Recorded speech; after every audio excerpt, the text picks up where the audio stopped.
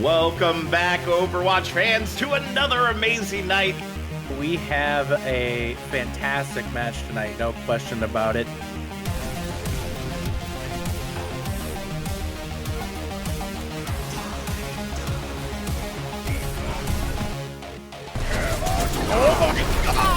Oh my god, yes! With the barrage! Make sure they can't even follow up afterwards. And Watch has found 2 in this fight thus far. Make that 3, make that 4 right now here.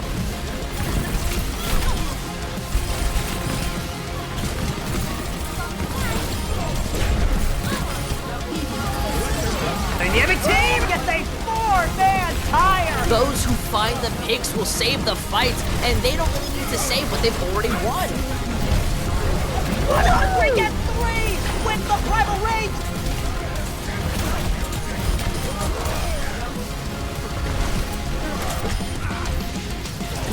Experience tranquility.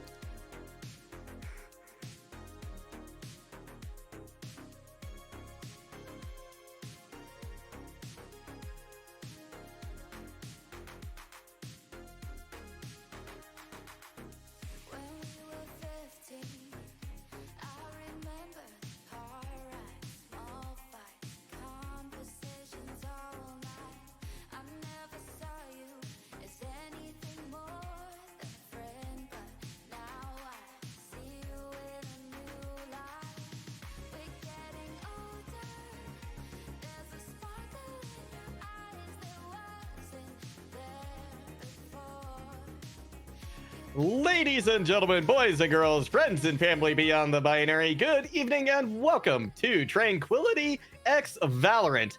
My name is Warren Juggle God Hammond, and tonight I am joined on the mic by Easel. How are you doing tonight? I'm doing pretty good, and I'm super excited to be hopping into this and to be co-casting with you. I love the energy that you always bring to cast. I've seen a lot of your work, so this is going to be a fun evening. Oh yeah, it absolutely is, and I'm excited to be working with you as well. I've really enjoyed getting to know you some in the booth pre-show. But now let's talk about these 2 teams that we are going to be seeing tonight, Easel. We have got Mob Mentality going up against McDegens. Now these are 2 teams that are right in the thick of it in the standings right now. Yeah, that's absolutely correct. Both teams have had a lot of back and forth in this tournament. Mob Mentality, their win and loss rate in this series has been 3-2. McDegens at 2-4. It's only 1 win apart, and even when it comes down to the map pool too, it's not that one of these teams has had blowout games and the other one hasn't. McDegens has only lost 1 more map than Mob Mentality has, so I can see this going either way. Yeah, I think this is going to be a very, very close affair. I think we're probably going to get to see all 3 maps tonight, which makes me excited. And speaking of maps, I think there's some very interesting statistics as well. Looking at some of these players, right, and looking at, how they perform on different maps. We've got a couple of players, one on each team, that has to have incredibly high win percentages on Pearl right now. So I'm wondering if we're not going to see that map make an appearance tonight. We've got both our Coker and Sticko with 70 to 80% win rates on that map. In addition, Sticko has a 100% win rate on Fracture right now. So, maybe we're going to actually see that. It's interesting because these are maybe not the most favored maps in Valorant right now, but certainly some very strong players on both sides for these maps. Yeah, that's completely correct. And exactly as you're saying that, we're seeing these picks come in, and it looks like Fracture did end up getting banned, which is a little bit unfortunate for McDegens, but it was Mob Mentality who banned it, so that makes sense. But Pearl looks to be still in the mix, so we might be able to see it for our decider coming up here. Map number 1 is going to be Icebox, map 2, Haven. So this is actually going to end up on pretty neutral grounds. I know we were excited for those newer map picks and those crazy win percentages. I don't know what these players have been doing in ranked, but it looks like we're not quite going to get that for both of them. Yeah, it does, doesn't it? Look like, or well, actually, Bind and Fracture, I think at this point are. Oh, there goes Breeze. There goes Breeze. Well. So I guess we do still have Pearl in the mix, though, potentially, as a pick. So it's just down to, I believe, that and let me down to the McDegens final ban. Yeah, it's down to the McDegens final ban, which one? What map is it going to be? Oh, it is going to be Pearl. It is going to be Pearl, so they're not gonna lean on that tonight. This, like you said, is going to be very, very neutral playing fields, I think, for both of these teams. This is going to be really interesting. So just to recap, we're going to start out on Icebox. go to Haven, and then the decider will be Ascent. And I like these maps, especially Ascent, one of my personal favorites, and a lot of different play styles I think that we could see coming through in these 3 maps as well. And I think a lot of different comps are viable on Ascent, so it'll be exciting to see what the teams are going to bring to that, should and maybe when we get there. And honestly, like I said, these are very neutral maps. Haven and Ascent, I would say, are probably the most well accepted maps. They don't have any crazy gimmicks. I mean, Haven does have the triple sight, but that just feels normal in Valorant now. But these are like the most accepted. Icebox is probably the one that maybe some people would swap out for Bind, but we're just going to have straight up, it's going to be what the teams can bring personally to these maps. There's probably not going to be as many gimmick plays. No, there's probably not. And I'm anticipating, you know, just kind of seeing this, seeing this choice of maps. And honestly, just the state of the game at the moment, we're going to see a chamber come out, right? There's going to be a chamber. We're going to see them on any of these maps, right? He's so powerful on Icebox, on Ascent, on Haven.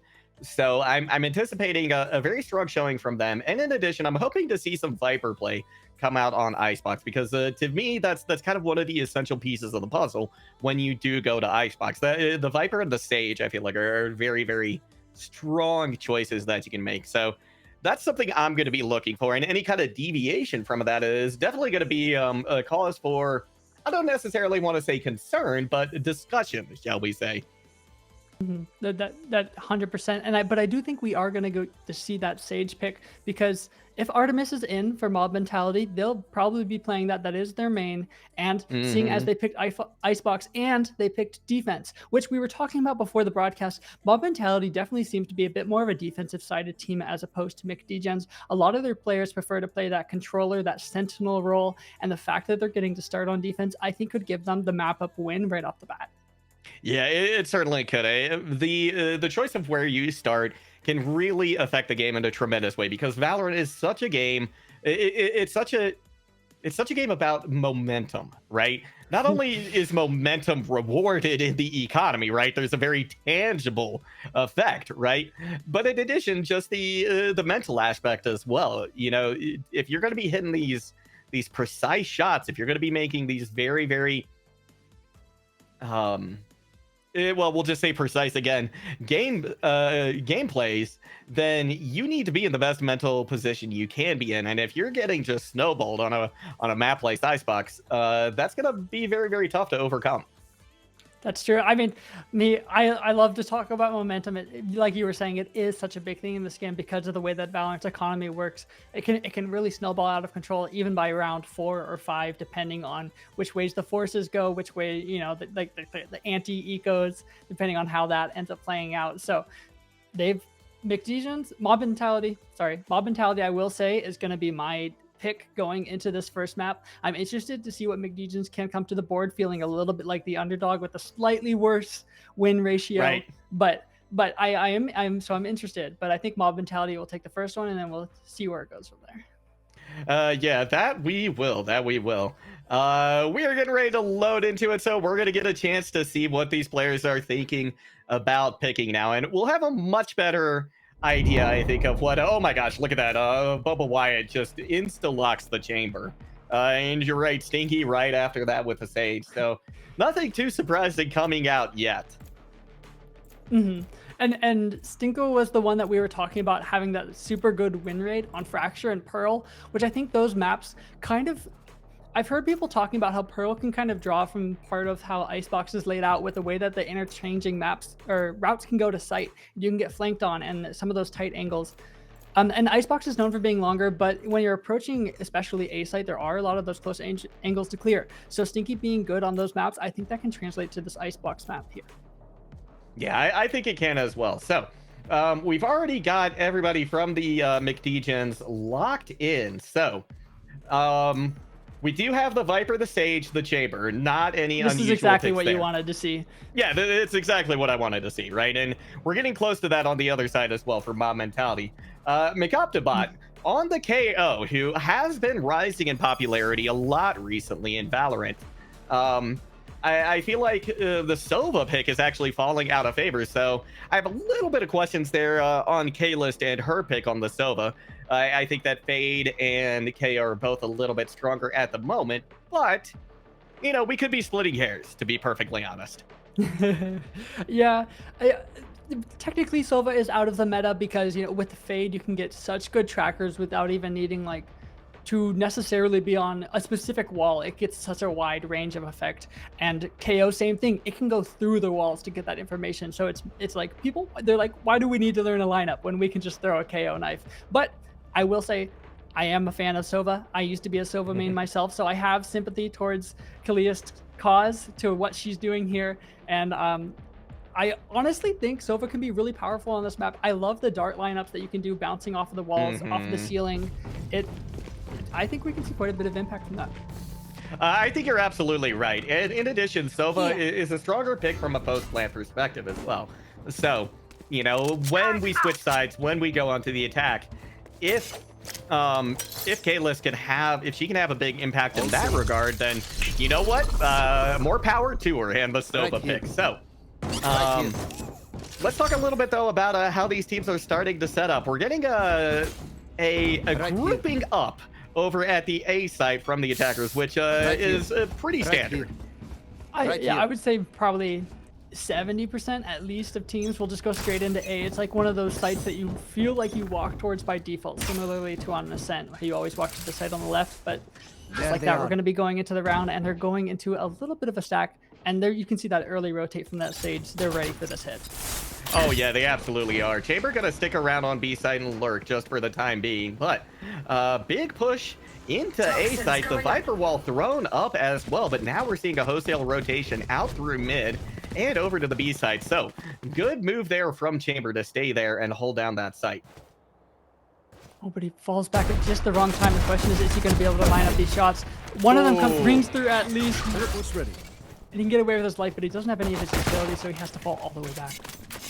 Yeah, now everybody on the McDegens, or rather Mob Mentality, knows that the rotation has come in. Wall placed up to give a little bit of an area for the plant to happen. I like this wall. Very, very nicely made. Now we're just going to have to see if this post plant can be as strong as the push and the plant. They have lost a lot of site space here. I noticed they didn't push forward at all because of this wall. And now they're losing the battles to Rakaker. It's 2v3. They have a lot to do here. But Stinky comes up and now it's the 1v1. Oh, wow. And it's going to be Stinky with the 4K to finish things off. We got a battle stage on our hands, Easel. Yeah, and I think showing the ways that Sage can be so valuable on this map. That wall is the reason they're able to get that plant down in the first place. And she takes a couple shots, but she is able to heal herself back up. And that's what people love about this agent, is you can be self-supportive. It's like with that Reyna pick. It's very self-supportive, but with the Sage, it's less risk. Even if you miss your shot, you can still get the support that you need to keep going forward. Yeah, you really, really can. We're going to see a clustering again over near A side, but Chamber is going to go out and peek on B, maybe cause a little bit of confusion. Viper wall up, though. We're going to see a push forward. Mikop the bot trying to find something. Bubba Wyatt coming up big, though, with a pick onto X12. So that's going to make this attacker's job a little bit easier now. Fight, though, still under control by the defense. And, oh, my gosh, Bubba Wyatt with the huge pick again on the R-Cocker. Gonna be Artemis now, just the last player standing on the defense. What are they gonna be able to do? Not much this time around. The gun diff just a little too great. There was some serious chaos happening on that entry, but they were able to make that buy work there. I was a little bit concerned for a while there. We saw Rakaker on that Viper sitting extremely deep, but they weren't able to clear their left side and hold that position long enough to have impact. But it was a bit frightening for a second. It could have gone the either way, but thankfully they were able to make that force buy convert. Let's talk a little bit about like our earlier predictions, right? The McDegens, they're already showing up in a big way on offense. And Mob Mentality, who we thought was going to be stronger on the defense, now in an 0-2 situation, but they do have the gun by this time. So I think we're going to start to get a pretty good look at what this team is really capable of on defense. Can they hold back the McDegens on their bonus round? This is going to be a big test of them. No, but I'm not gonna go ahead and sell my mob mentality hopium just yet. I think with guns here, they have huge potential to impact, and Artemis is already able to get one for herself. Wow. And Rapunzel able to trade as well in a 5v3. I'm looking like this gun round is gonna pay off for them. Sometimes on those pistols, you can just really lose momentum, and it's almost impossible to really counter that force buy unless you're doing somewhat of a force yourself. Yeah, you're down, absolutely attacker right. I spawn. mean, it's almost a foregone conclusion. A little bit of damage has been done. Bubba Wyatt finds another. Last player It's gonna be a standing. 3v2. It's just Bubba Wyatt now who's able to get a little bit more damage in. He is proving to be quite a force on this chamber right now, even just with the Marshal. Silent Sword is holding the cross, but didn't quite catch Bubba Wyatt as Bubba Wyatt's rotating towards B, but is definitely here. 30 seconds left. Oh yeah, they absolutely are. Bubba Wyatt not making any effort to be quiet as they move over. Silent Sword though, they're going to be able to peek around very, very carefully. They hear the plant come out. Are they going to be able to get the kill? They turn the corner right at the right moment. That's going to be the defense with their first point on the board. And they absolutely are, and we're so back and forth on this. I'm here talking about how I'm not selling my hopium coins for them yet, but they end up going down to a 2v1 on their buy round. So Yeah. that's kind of an advantage for McDegens to be able to take that many guns out of their hand and force them to buy up again. And so I'm interested to see what their economy is going to look like moving forward. It looks like not all of them are buying. Both chambers look to be pulling out a tour de force this round. We're seeing that classic on the mob mentality side, but I'm sure that's a tour de force in his hands. Yeah, I'm almost certain it is as well. Bubba Wyatt has just been a tremendous force so far for the McDegens, leading the way in a lot of regards, including the kill feed, if I'm not mistaken. So, slow push coming out this time from the McDegens, but they still put down the Viper Wall, so they know they're at least considering moving over here. Knife thrown out by KO. Gonna be able to suppress two players. That Viper Wall going to go down now, so they're gonna have a much easier time pushing on the point. A little bit of gunfire in the back. A nice trade. Gonna go in the favor, though, of McDegens. Silent Sword finds Spike another down A. 3v3 right now. Silent Sword good for another 2. Just gonna be the KJ now on site. They have to get the spike, but that's not gonna happen with Bubba McWyatt manning that tour de force. Bubba McGuire really wants to punish this player aggression that standing. we've been seeing on the defense, and he's able to do it, getting another, bringing it to a 2v1. It's looking up for McDegens. Last Just need to player find the kills. standing. Stinky's unable to do it, and Silent Sword needs to get their 4th kill for the round to 30 be able to close seconds it out. left. Or maybe just play time. The tour de force is just around the corner. Yeah, it is. They have no idea how close it is. They were able to wait long enough in order to get that heal out. So Silent Sword's chances here looking a lot stronger. Bubba does get the spike, and he's going to have a plant as well, because at the moment Silent Sword was in a rotation. You're not going to be able to catch him with a slow orb either. Now, Bubba Wyatt going to take a position on that high ground. Finds the shot. Silent Sword didn't even know what hit him. That's going to be 3 rounds on the back of Bubba Wyatt once again. 3 rounds, but it was so close. You saw that timing just barely worked out for Bubba Wyatt. Walking around the corner, Sage can like almost see the elbow, almost see the hairs on their arm poking out. But it does work out, and this is exactly what I was talking about. I expect this whole game to be extremely close these rounds. Although McDegens have got an early lead, it's close. Every single round has come down to just a couple people, except for the force by flawless. Right. This is it's been quite the showing so far. Bubba Wyatt again, this time with the op. Certainly has enough kills to be able to afford it, so no surprises there that they are sporting that gun. Viper Wall comes out. That's going to be a quick plant from Bubbles. We're going to see the lockdown, I believe, initiated as well. Did I hear that right? Yeah, it absolutely did come out. Going to force them back, but they didn't quite do it aggressively. They're only really clearing out the close angles, and you can see they already know that there's nobody there, so I'm not sure how much value it ended up being able to provide in the end. They're gonna have to get through this wall and all 5 players on the other side of it. Yeah, they are. This is a very interesting wall, by the way. Bubba McWyatt good for another one. Make that 2, and that's gonna be a 4th round for the McDegens.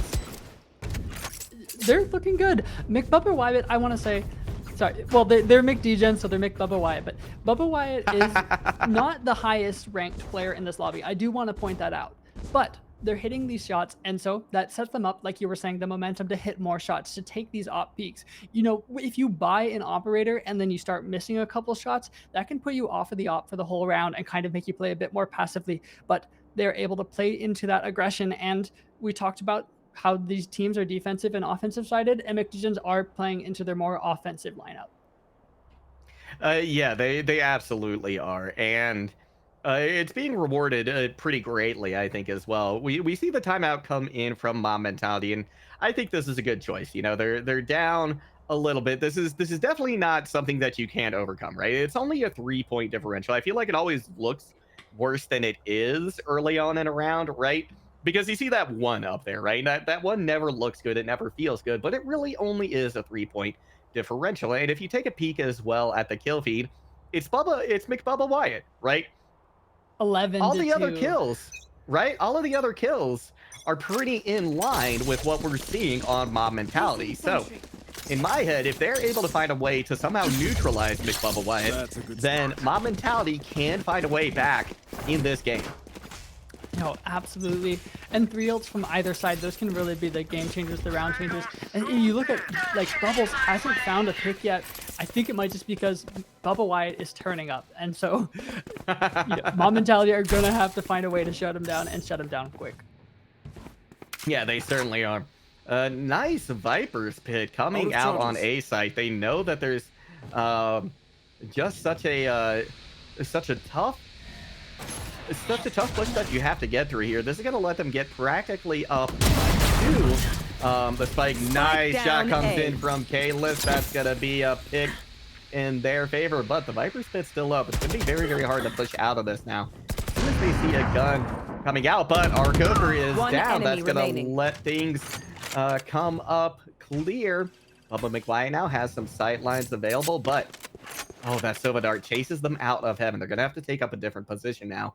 And in addition, they still have to get the spike during this entire approach.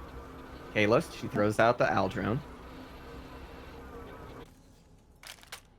I think she just barely was able to spot him hiding up in 30 heaven. seconds left. Yeah. Their economy's not too bad, so McBubba Wyatt is going to go for this. I have the spike. Will they be able to find anything? They're just around the corner, and they definitely need that footstep. Pushing, getting aggressive. Sage ready to swing. Only a matter of time, it feels like. What? Able to 10 land one, land seconds 2 into a 1v1. 10 seconds left to go. The plant is almost coming in. Bubba McWyatt! McBubba Wyatt, excuse me, with a McWin right there. This player is out of control tonight. That was Mob Mentalities by all right. The whole Happy Meal into the round.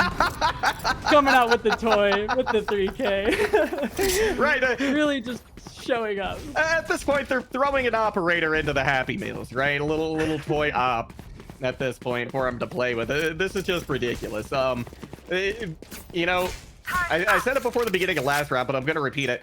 Neutralizing McBubba Wyatt, that is now got to be, I think, the biggest priority for Mob Mentality. Because without McBubba Wyatt, they win that round. They win that round. Yeah, the problem is, on defense, you can't just find where he's holding and go the other way. You have to continue to hold on to that site. It's not like on offense when you can kind of work around the problem player or trying to identify the best spots. And McBubba Wyatt already opens up another round account. And they're almost all the way on site. They only need to clear the very back. Yeah, at this point, Mob Mentality is... They're looking, oh, what's the word? They're looking tentative. They're looking a little, oh, what's the word I'm looking for? They're playing very carefully now. They're playing a little, too passive, I think. They have to continue to hold space. We're going to see the res come in. That's a big play right there. Artemis able to get a pick onto Bubba McWyatt. McBubba Wyatt, that's going to be Artemis finding the third. They get the defuse and start to turn this thing around for Mob Mentality. I'm happy to see that coming out of Artemis. She is one of the highest rated players in this hobby. If sitting at gold 3, it's you need to see those they need to be that support, I guess is what I'm trying to say. They need to be able to pull up and show and counter Bubba McWyatt when they're turning up to their star players. If you don't have your star player, you need to rely on total cohesion, and if you don't have that, you can't counter a 16-3 coming from the other side. So at just 6-6, it's not quite doing that, but they're able to kind of shut down that a little bit of overheat. They were kind of rushing into site, didn't fully clear everything, weren't able to get their trades, and at least stop some of the momentum. You want to play? Let's play. They're going for a full B hit this time. Yeah, and we're gonna hear the tour de force come out as well from McBubba Wyatt. It's gonna be a very fast rotation over to B. They get the Viper Wall out as well. We're gonna see the Killjoy lockdown coming out. That's gonna prevent this and allow the rest of the team to rotate over and take a much more defensive position right now. And what I'd really like to see from Mob Mentality here is getting a little bit of map space using the information that they've been given, because they're all grouped up on A site. It's like they feel like they have to take this gunfight here, and if McDegens decide to rotate here, they have nobody to stop it. Right, they do. It's just going to be a completely open site on A. X12, X12, able to take McBubba Wyatt out of the equation, and with that, we are going to see the rotation come through, but there's going to be a couple players in mid waiting for them. They know that this is a possibility. This Viper and KJ, they're going to see the turret that's going to start going off. They've been alerted to this rotation. Shots come in. It's going to be Artemis and Ara Coker getting a couple of picks. Stinky does trade out Artemis, though, but it's just a 2v4. This is going to be very, very tough for the McDegens.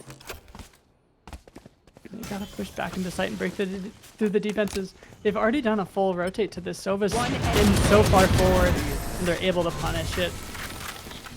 Zai too comes up big in that round, getting that opening pick and able to close it out as well.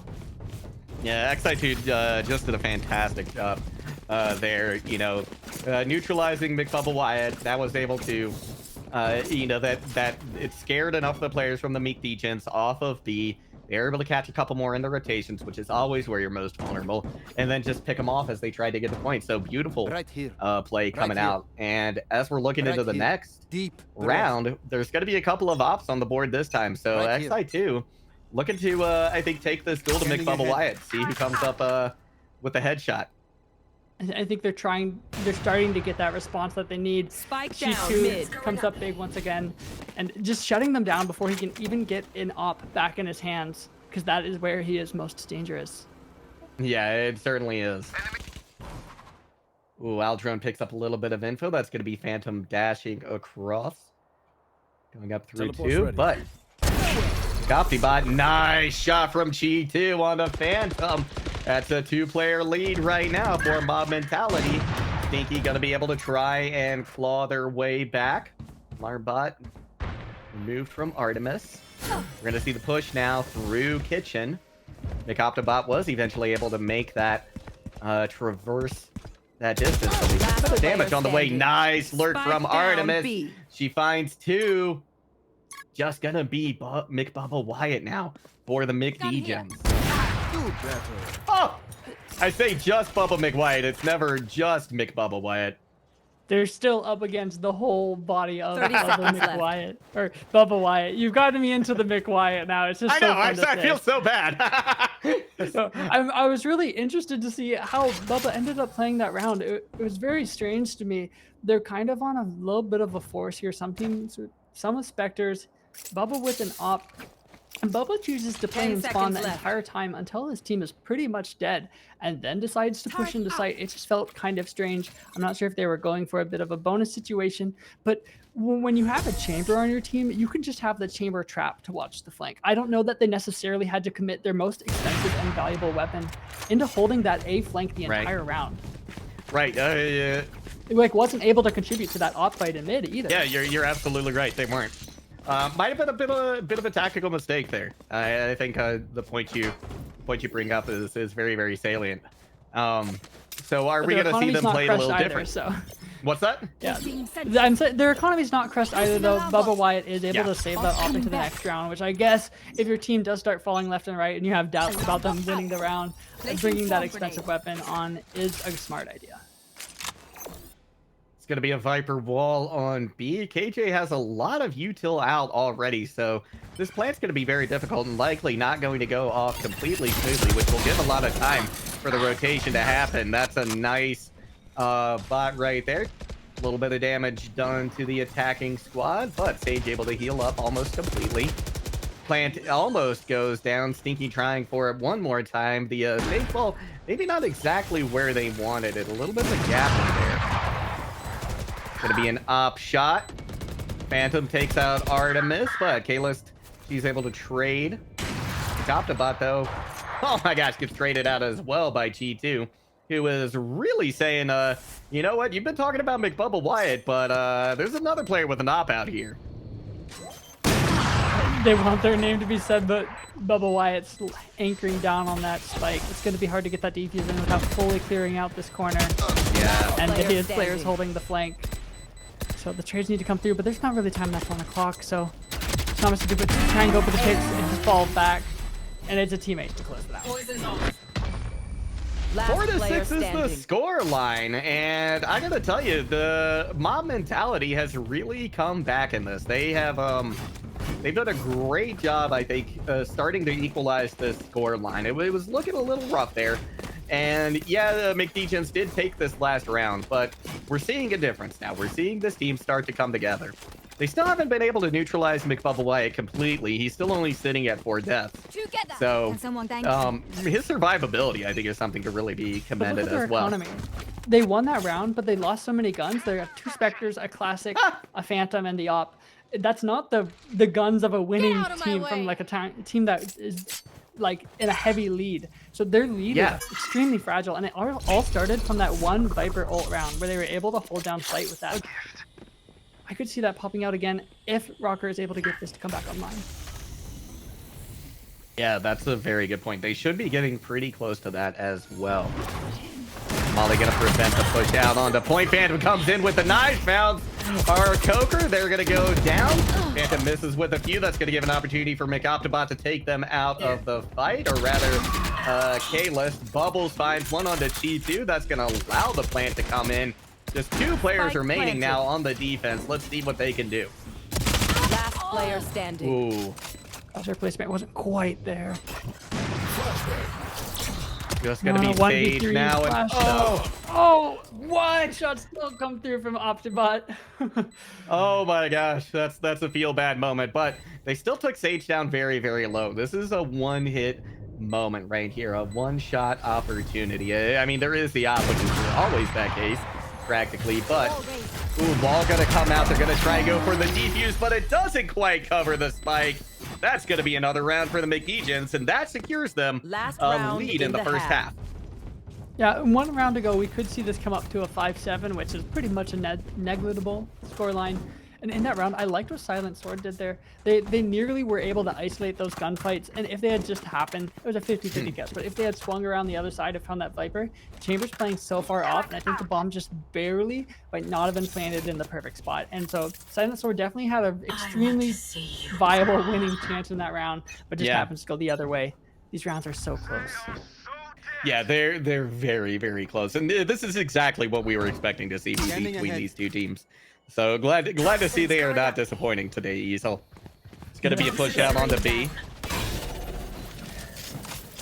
Ooh. Are they gonna clear Killjoy in this tight angle? Artemis is playing in these extremely intelligent spots, playing off of their utility and map knowledge rather than trying to take these raw aim duels. But their Molly seems to get themselves. They're still committing to the spot.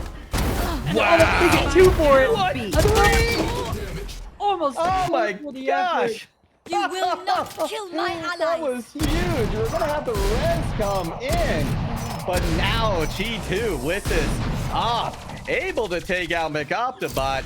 That's gonna be a 5-7 half, and I can't wait to see what the next half is gonna bring us. G2 definitely knows That works. G2 definitely knows that that KO is down for the round. They've already been shot. It's no longer at that same spot. But when your player gets a triple with the judge, the whole team's cheering and they just want to finish out the round as fast as they can. So that's where you get a little bit of chamber spam. They're definitely, like you said, their momentum got brought back a little bit. They're feeling it a bit more, and I think able to have real impact there. Yeah, you're absolutely right. This has been it swung back and forth a couple of times now, right? So Yeah. now that we're back on a pistol round, I'm really curious to see which way it's gonna swing, right? Are the McDegens gonna be able to continue from where they left off, or is Mom Mentality going to continue to bring this back? And now that they've swapped sides, the question is whether Mob Mentality are able to bring enough in on their attacking side, because we were talking about them being a little bit more defense oriented. It's not that the composition is necessarily 100% built around that, but it does feel a little bit that way. Spike Whoa. down B. And that's going to be a flurry of kills courtesy of Phantom Artemis. She's able to eventually take Last them player out of the standing. equation, but now it's just going to be up to her. See what she can get done here. She's got the spike, starting to push around the backside. Catches McOptibot during the reload. They've got the spike. They can take it anywhere they want right now. Too many players set up on B, and Artemis is just doing phenomenal right now. Bubbles has an idea of where they are. Gun here. But they don't exactly know which way they're going to go is the problem. There's so many options available to Artemis at the moment. I don't know if Artemis expects this heavy flank from Chamber. They're able to find the timing from both sides, pinned with nothing to do. Yeah, that was a great effort there from Artemis, but that early lead, in the early lead that she set up, just not quite enough to bring it in. I was saying I'm not sure if their compositions reflect necessarily what we were talking about the attacker and defensive sided teams, but I'm looking at it a little bit closer, and it's 100%. Mob Mentality has Sage, Chamber, Viper, and Killjoy, which are all defense-heavy agents. And Chamber is a bit more offensive compared to the other Sentinels, but they are all defense agents. So Sova is really their only agent that they can use to get push into sight just based off of utility. Yeah, you're absolutely right. There's so much riding on their shoulders, but look at this push through mid. I love to see it. It looks to have taken the team completely by surprise. There's going to be a couple of shots fired from McOptibot. They survive, but only for so long. The plant will come in now for Mob Mentality. It is a 3v3, but look at this. Just everybody else on the B site. And I like that they're not completely giving up the site. Sage holding that more aggressive angle, putting up the wall to divide it up a bit more. That's what I think that you need to hold down these sites and not, you know, rely all on the final gunfight. You're able to maybe pick someone off when they're trying to go on the approach. We're going to see the fuse start to come in from Phantom. Arakoker is going around the back. McBubble Wyatt with a knife kill. That's got to feel good. Yes, the defuse as well. Arakoker there just a little bit late to have an effect. Oh, that rotation. Very, very strange round that Arakoker is able to go all the way around from... Sorry, Arakoker? No, it was Silent Sword. Silent Sword was able to go all the way around from the back of site to the spike diffuser, and they were going for that knife, but I think they probably missed it a couple times before it finally lands at the end. So there ends up being a weird right click and a knife, but the economy is pretty back and forth. There weren't very many survivors for that in the end. No, there were not. Now, this is a pretty substantial lead. We've hit a 4-point differential, which I think is the first time we've seen this. Now, this should be the round that goes to Mob Mentality. If they're able to ride this gun difference to a win here, this could be really, really big in trying to get that momentum swung the other way. But if they end up losing this round, then this game, they're on the ropes. Yeah, exactly. This is a bonus for McDegens. And so if McDegens convert here, that could very easily spiral to map point. And they're definitely playing some tactics. They had a heavy stack on A, rotating to mid. The question is Chamber going to see Viper here? Or is Viper going to get the jump? I'm not sure that he's aware that he's there up in mid. And also Jet lurking here. Not going to clear the corner. This corner, time after time, comes up, providing players value. Chamber's not able to get out. And Jet's going to get away with this for free, with a heal from Sage too, but does finally get punished from mid from Knocker. Yeah. Arakoker there with a couple of big picks. Silent Sword now weighing their options, deciding to go back to the A side because look at this. It's just about completely clear. KJ has been slowly working their way up A side, has cleared it completely. This plant is going to go off without a hitch, and now it's going to be up to the defense team to take this on post plant. And Artemis already showing that that's not going to be an easy task. And Artemis, once again, providing value and just playing the game more intelligently. They're not forcing their way onto the site. They thought, okay, I got to read on what's happening here. I've got to lurk, and lurk pays off. And they know exactly where they're coming from now because they have their utility prepared. Last player standing. What? Just barely comes out. Oh my gosh, Stinky with a big kill right there because Artemis was really thinking about using that lockdown. Fuse gets taken down by half, but Silent Sword with the clutch, and oh my gosh, they needed that. It wasn't clean, but they're able to scrape by on that round and keep just barely enough, economy. They have 4 rifles, and that's all they're going to be able to afford. Thankfully, Chambers Headhunter pretty much can suffice as a rifle, or at least kind of more like a Guardian. Oh. Somehow they put their funds together, and that's exactly what that previous round was giving. That somehow they're going to be able to keep themselves into it, even if their economy's not perfect. Yeah, we are going to see an op come out, actually, with McBubba Wyatt. So definitely investing a whole lot into this round, hoping to get a pretty significant advantage here, I think. But at the moment, nobody going through mid. That's going to be the lockdown coming out. Should clear sight fairly effectively. McOptibot forced now to back away just a little bit. I'm curious if they're going to get tagged by this. Are they actually out of it right there? Oh my gosh. Not quite.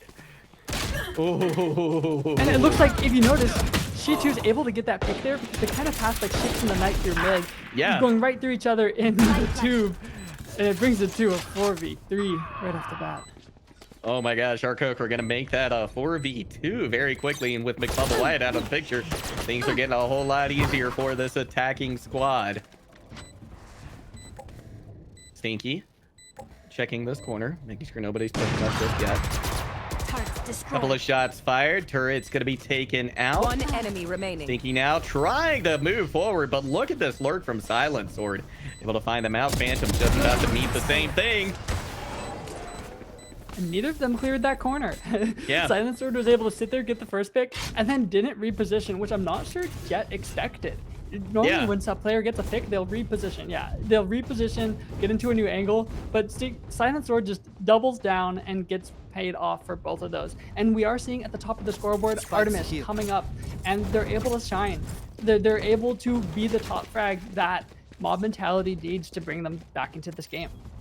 Yeah, they really, really are. And something else, we've talked a lot about how this composition coming out from Mob Mentality, it doesn't have the initiation factor or the site push factor, I think, that a lot of teams may want. But what it does have is tremendous post-plant utility, tremendous post-plant hold. So once they get that spike down, I think their job becomes a lot easier. And now the McDegens are starting to realize that. They're starting to see that they're running into this problem.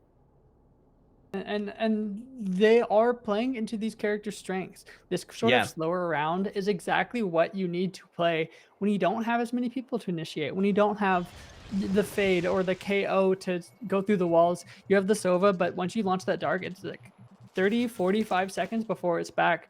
And now the dart is finally recharged and they're able to reinitiate onto this A site now that they've poked and prodded the map just a little bit. Yeah, and it's just going to be KO now lurking and holding down this angle. They probably heard our Coker jumping up there. That's going to be the Sova dart thrown out as well. They know there's still at least one person on site, but that wall is beautiful. They have no idea just how beautiful, as a matter of fact, it is, because McOptibot had a fantastic spot, but now he's just got completely off. But it looks like they're going to wait. Looks like they're going to wait behind that wall for it to go down and then try and pick somebody off on that rotation. Kalis now taking up a post-plant spot. Oh, and Stinky. I was just going to say, we're in our first 5v5 retake, so we'll be interested to see how these teams can go head-to-head. It could be how, showing how it's going to go for the rest of the maps, too. T2 taking out McBubba Wyatt. Kalis now. She finds another on Phantom. Like his planet, things are looking a little tough at the moment. McOptibot gets one, but now they have to make sure they get through this. But that's going to be Artemis with 2 to give the round to Mob Mentality. And now they have brought it to within 1 point. And Artemis the MVP for Mob Mentality at this point, forcing McDegens to take a timeout and reconsider, hey, wait a second. These guys aren't supposed to be good at attack. What is happening here? And they're forced to reconsider. Yeah, they really, really are. Now, each of the teams as well has a couple of ults coming into this fight. So, there's not a whole lot, I think, separating them in that regard. The That's gun true, yeah. difference, though, I think, depending on how the economy looks for both of these teams, could be the determining factor in this round. And right now, things are looking a little bit rough for the McDegens. I mean, we've got a full buy coming up for Mob Mentality. So, I don't know. We might very easily see a tie game at this point. And that would be, I think, the first time since round 1. You're absolutely correct. And for McDegens, looking a little rough is exactly the way you got to describe it. Optibot and Bubbles only with 7 and 6 kills each, even with the ones that they've been winning. So they're kind of not in the same mental space, the same momentum, headspace as Bubba Wyatt. And I was talking about, as that retake was happening, that this could be indicative of how this series is going to run, because it's our first 5v5. We're seeing how they can go up when it's all of them against everybody, all in the same place. And Mob Mentality are able to come up. So I think that really, to me, leaves that they could end up coming through with this win in the end. Yeah, I think that's entirely possible. I mean, yeah, both of these teams are so evenly matched. I mean, they looked like it on paper. They've looked like it in practice. This has just been a great series so far to watch already. And we're just now getting close to the end of game 1. I love this push through mid. We've seen it once before. I liked how it worked out the first time, and it's paying dividends. Somebody on McDegens needed to have control of mid, but they don't, and that's just allowed our Coker to pop. Oh, Coker with the multi-frag to open it up off of just a slow walk. They just got the information and got the better positioning. Bubba White's going to have to clear this high angle, but already being watched. Wow. She too gets the pick. Now in a 1v5, Bubbles with a Spectre in hand has so much land to cover. Yeah, they do. This is going to be very, very difficult, especially now that they don't get that opening pick. If they're able to take this as a 1v1 5 times, they've got a shot, but not going to be there that time, and our Coker gets the 4K. And our Coker getting the 4K there is showing their team's balance. Look at the scoreboard now. It's 9 kills, 13, 15, 15, 19. They have different players shining, different players getting multi-frags and showing the value. They don't have a star duelist. In fact, they don't have any duelist. And so they are all able to contribute. They don't have any duelists. Artemis would like to have a word with you, well, sir. And technically Chamber can kind of be considered as a duelist if you I'm just consider joking. the duels that he takes. But technically by the rules and how the game categorizes it. Yeah. No, you're absolutely right. You're absolutely right. That is really impressive that they're doing this literally without a duelist, and only with one person with any kind of initiation util, right? It just shows that they're playing the mind games, I think, exceptionally well. And right even here. with that, it's such a close game. I think that they need to pull these strings and do this extra effort. Bubba White's playing with fire here, but they need to do this extra effort just to keep it kind of lined up and have that perfectly even scoreline. Yeah. Gonna see the rotation now. Going back through spawn. We're gonna meet McBubba Wyatt here at some point. Curious to see how this is gonna go. They're peeking out the top. McBubba Wyatt's gonna be good for one. Kalis has found her demise. Viper wall going up now. Oh, the res comes out. That's big. Gonna be a trade there. A free kill. Right? McBubba Wyatt just can't be stopped. Gonna be silent going now, moving around. They're gonna be good for 2. 30 seconds left. 3v2 now on point. Silent Sword gonna be able to get that wall up, but the plant not quite. Spike Phantom was down too A. fast with the gun, able to spam through that ice. Get the kill.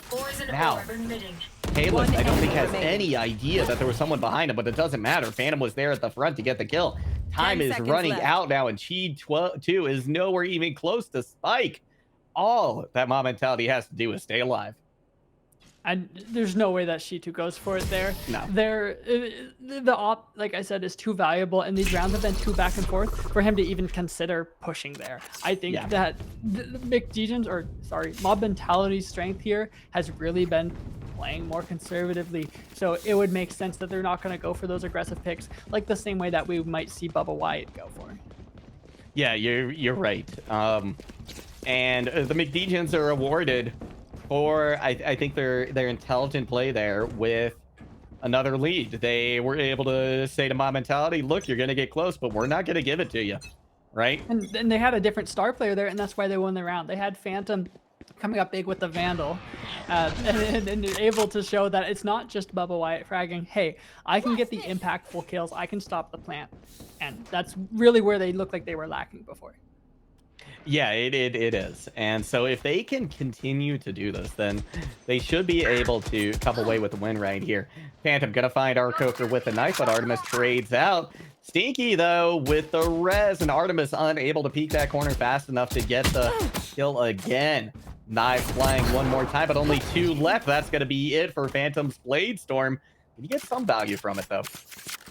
And push them back off the angle, which I think is the important part. It's like when people will use the raised showstopper just to make space. That's exactly what the Blade Storm ended up getting there. It's not always about getting the impact frags. Obviously, you want those, but they pushed them off mid, and now they're forced to re-aggress onto B main, where they're only just now making progress with 40 seconds left on the clock. Yeah, this is going to have to be a pretty concerted and direct push on the side. Silent Ford is able to get the wall down, but once again, they are just too fast with the Phantom, and now they don't have the cover that they want to plant. Silent Sword's still going to try and go for it, but the Molly going to stop them again. They are just whittling down the time, and in the meantime, G12 is just going off. Big Bubba Wyatt finds one, though, with the Tour de Force. Now he's got an idea of where G2 is. Optibot gets flashed. Oh my gosh. Barely able to see him. G2 is good this time for McBubba Wyatt. It's going to be a little bit of an advantage now to Mob Mentality. They do have the spike planted, so as long as they hold on to this, they should be good. No ults in tow either for McDegens. So it's just going to have to be done with the util and the guns that they have. It's going to be Stinky finding 2 right there. McOptibot starting for the defuse. Here comes the post-plant shot, though. McKaylist is going to go down. Stinky tries to get the defuse. They might have just enough time, but they have to stick it, and Kaylist is going to get the shot. We got another tag game. Sofa post plant might look so close to keeping that gun. Sofa post plant might look super easy and like an easy stall, but as someone who mained Sova for a couple months, it is not easy timing that perfectly, and especially when you're left in a 1v2, it's so easy for the other team to be able to push you and really punish that sort of play. But thankfully, they're able to catch both of them. When he's tracking one player, he catches the other, and he's able to line them up, delay just long enough, and that gives them the valuable round they needed. Kalista is their bottom frag right now, but showing that she is still able to contribute. Oh yeah, in a big way. Absolutely. You know, I don't think anyone here is nobody here is getting carried, right? Like everybody for both of these teams has really contributed in a very substantial way here today. Gonna be a little bit of util thrown out to try and slow this push. Aldrone comes out, get an idea of where this defense is hiding. Aren't able to get the dart onto them, but have found out where they're holding, and that's going to force a reposition from the Optibot, but only momentarily. Now Artemis with the lockdown. That's going to force several players back, and oh, look at this. Phantom just in that corner. Are they going to be able to survive there? Oh my gosh, the grenade comes out from Artemis, and that's going to push them out. They're not going to be able to escape. Phantom has been detained completely. They get the smoke out, but it's not going to be in time. Taylor's able to get that kill. A beautiful play coming out from Artemis. And the respect being given here, they know the other team is most likely on a pistol round, but they're still willing to invest that ult to guarantee and only over-aggress once they've known that they've gotten that space and then recovering it. It's not, they're not just taking aim duels because the chamber, one in the chamber, Headhunter, is so deadly even on a save round, and they're respecting that. They're respecting these players and how many frags are going back and forth. Yeah, they really are.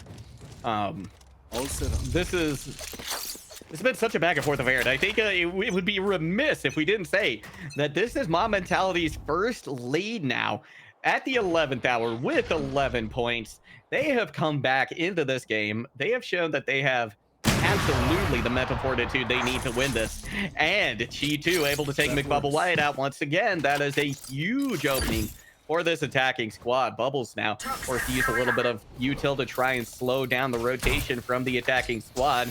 They are going to get their Viper wall up at the moment, but it's going to allow the defensive Viper to reposition and get their ult out as well. A little bit of spray through is going to take Bubbles down to just 16 health, so one stray bullet is going to be all it takes. We're going to see dueling Viper's tips now taken out, but our Coker falls. Only going to be one left standing now, and that is going to be for the defensive squad. Back into a 4v4, the trades have just gone back and forth and they haven't made progress past this pit. They don't have a util right now to clear it out. If Sova doesn't have the drone, that's pretty much the only thing they could use. The only other option is his dart, but that barely has any visibility inside that ult, just as though you were able to walk in it yourself. 30 seconds left. Ooh, Almost the catches Sneaky on the cross. Yeah, the rotation coming in now to A side, but look at McOptobot back in his favorite spot in that corner. Gonna be even able to avoid that Sova dart as well. So we're likely gonna see a free pass push come in here, and yep, that's not gonna yield anything good for them.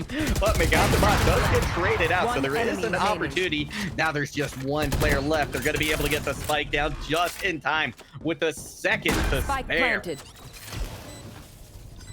Oh, but look at Bubbles this. knows exactly where Artemis is. Yeah. Whoa, no, why did they back Looks off? away at the wrong time. They had them. Oh, that feels point. bad. I was thinking if Bubbles had been able to do anything to delay the spike there, they win that round and prevent them from going into match point, and it would have been tied right back up. But they're not able to get the utility. They don't have any mollies left. I think they had already used them to stop the previous push, and they weren't able to get the spam either. So the timing just doesn't work out in their case. And whether it's just pure luck or unfortunate circumstances, McDegens might end up losing this map after looking so good on their attacking half. Yeah, they might, and this is usurping all expectations as well, because Mob Mentality came into this half down 2 rounds as well. They came into the attacking half down 2 rounds, so I think that's just showing, how strong their post plant is. That, I think, is what, if they win this game, will be why they won this game. And it's not that they're spamming mollies. It's not that kind of post plant. It's just being able to keep the hold on the site. It's not the molly bounce off the wall, the shock darts in the air. It is being able to maintain that map control and do it together, where they're getting the trades, even if one person gets swung. And the trades are coming through right now. That they are. The push is coming out now onto A site. They've gotten through and over this wall. It's going to be Kalis with a pick. Rez is going to come in onto our Coker, but they're dropped just as fast as they come back into this.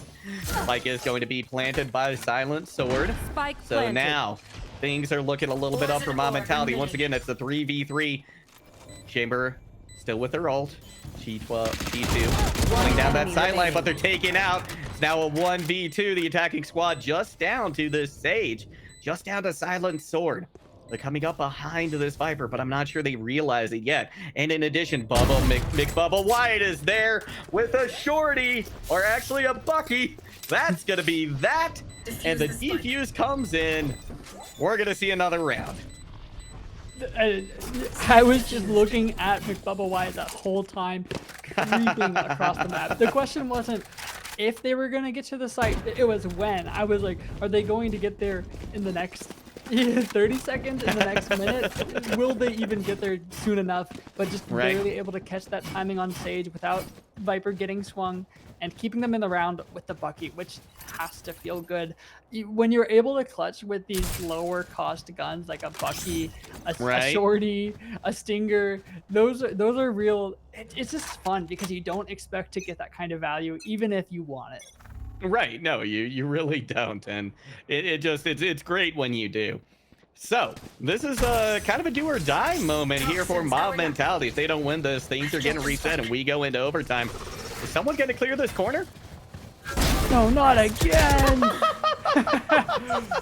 That corner for everybody has just been murder. Nobody checked it this entire game so far. Silent Spike Sword is going to get the plant off. They were able to get the wall out this time. Nobody able to shoot it down.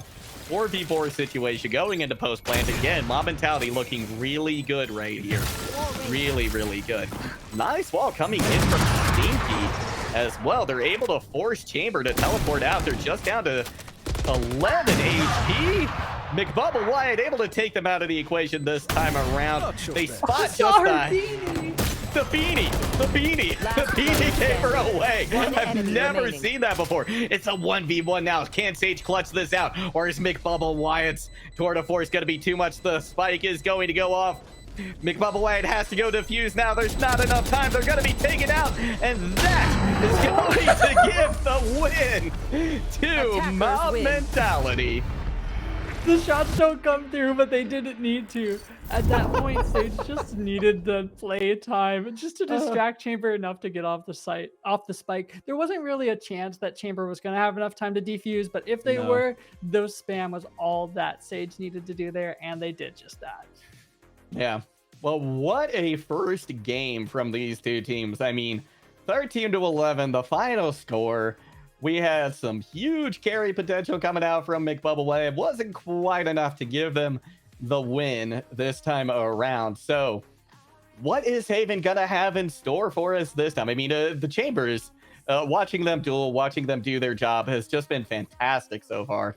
I'm sure we're gonna see them be a big force as well as we move on to Haven, especially on that C site. But you know, I gotta say, this could still go either way. Easily. I wouldn't bet 100% on one or the other. I think McDegens still 100% have a chance to bring back into this, especially with the firepower that they're bringing in. If Phantom's able to turn up just a little bit more, it could easily go their way and bring us to map 3. But that's it for this map, and we'll be back in just 5 minutes for the next one.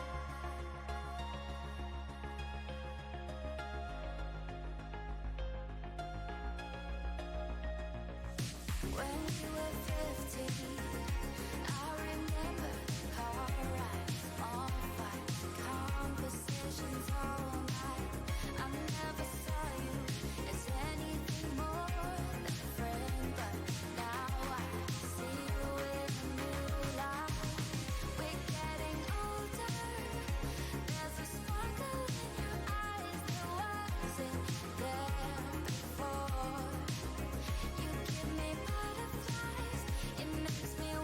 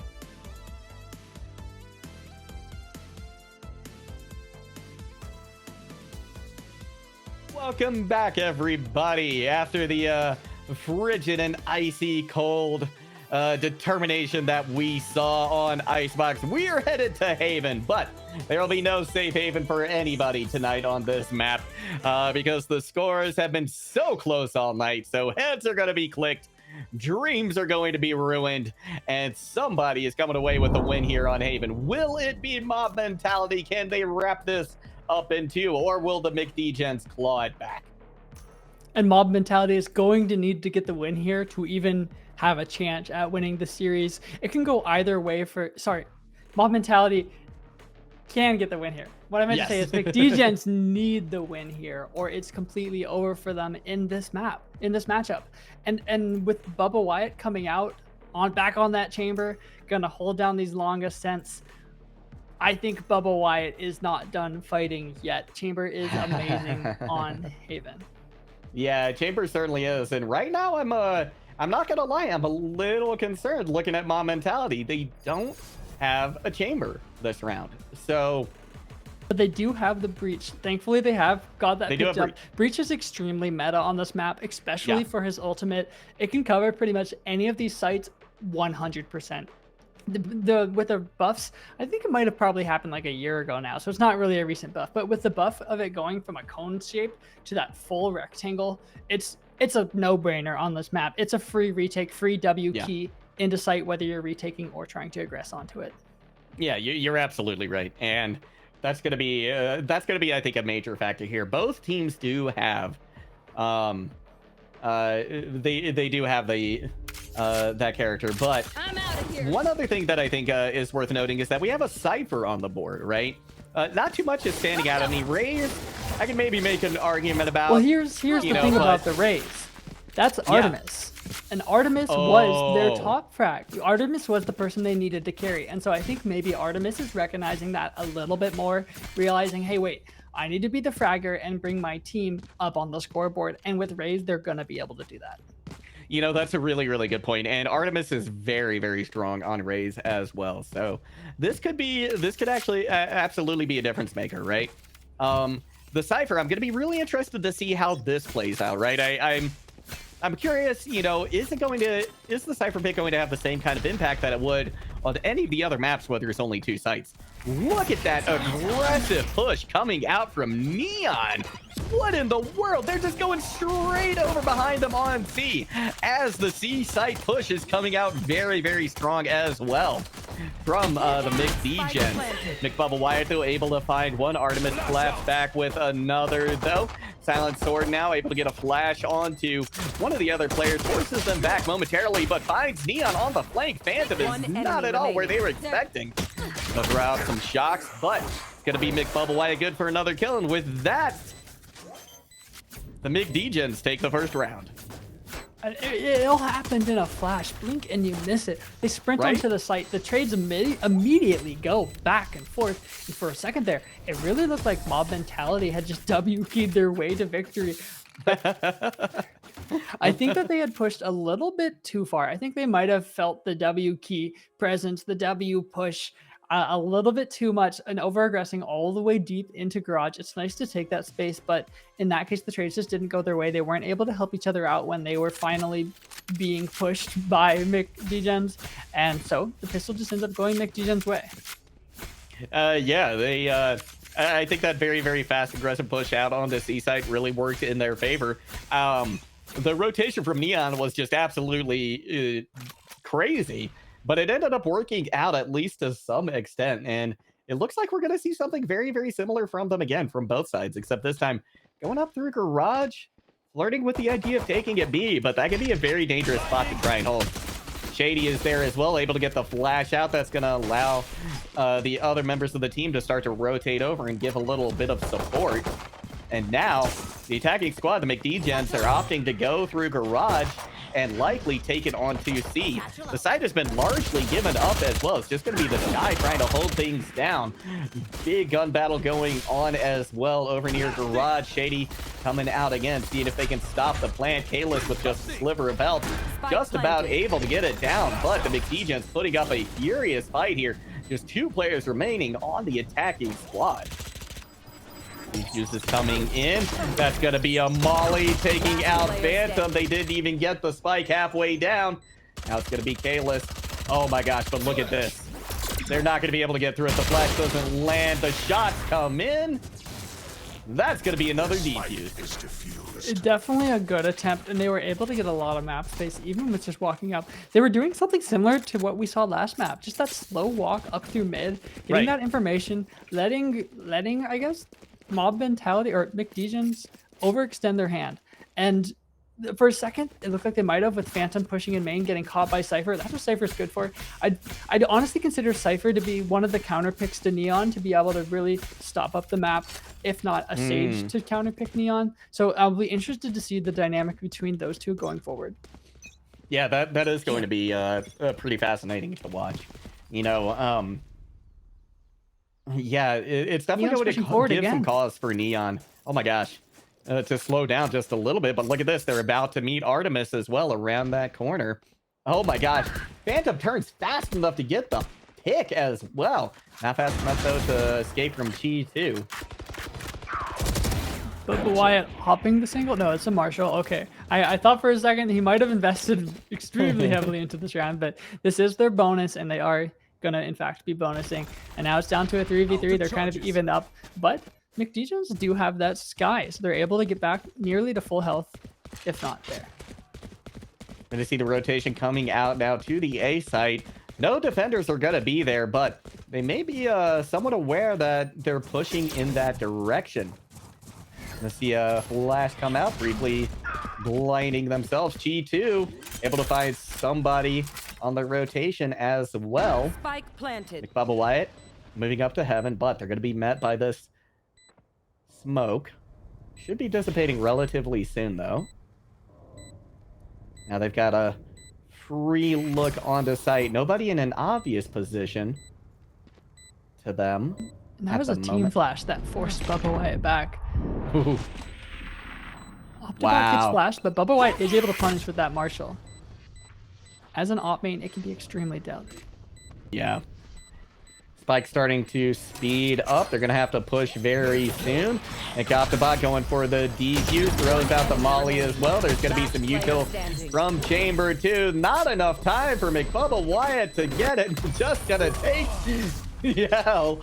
And that's going to be the first round on the board for Mob Mentality. And this is exactly what you need to see when the team loses the first pistol round and they're going to lose the buy after that. Making sure they can shut down that bonus. It's exactly what we saw on the previous map, and they're able to do it. Mob Mentality showing us they do have some strats coming into this.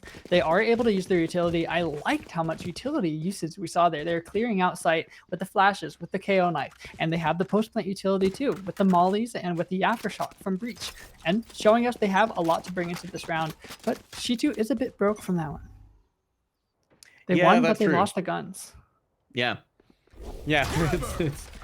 Won the battle, lost the war, not quite, something close to that, but it's gonna be McOptibot now with the op, seeing if they can find a head.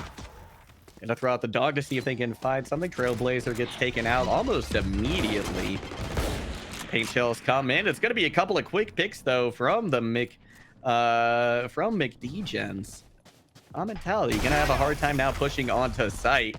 Nice aftershock. That's gonna force Artemis out. She's taken out of the equation. Just gonna be one player remaining. They're furiously looking for an opportunity to plant, but they've got a clear site.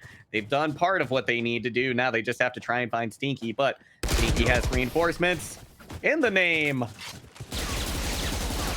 I want to clarify.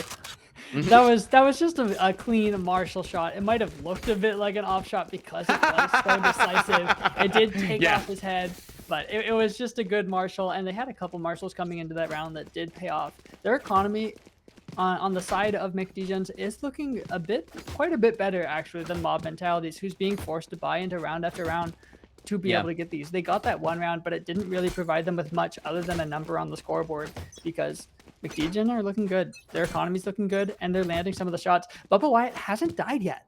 Even with that one round being lost, he's at 5-0 on the scoreboard. So Bubba Wyatt's not here to play. They're not ready to lose this matchup just yet. No, they really aren't. We're going to get a very fast plant onto B side, though.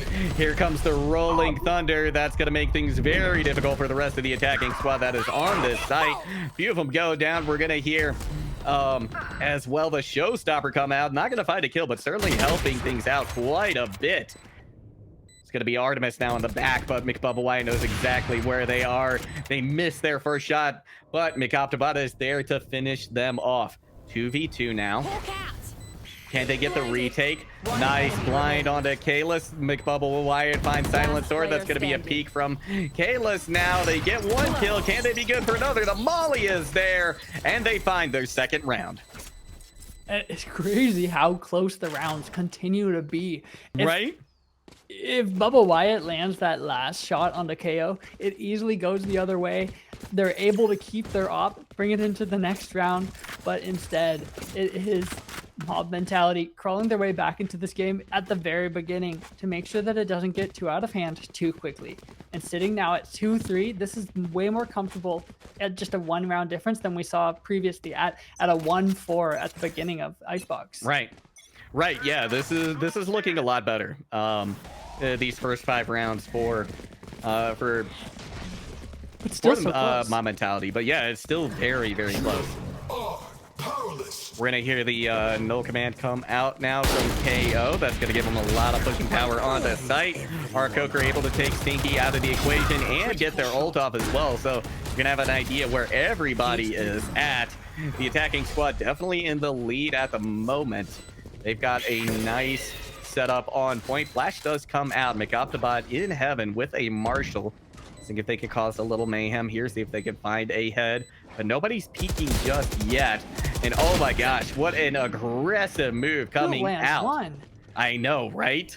Still able to get our Coker out of the equation. Oh my gosh, McBubba Wyatt shut down now by the knife, unable to use that tour de force. And that's going to allow the picks to come in and Mob Mentality to even things up.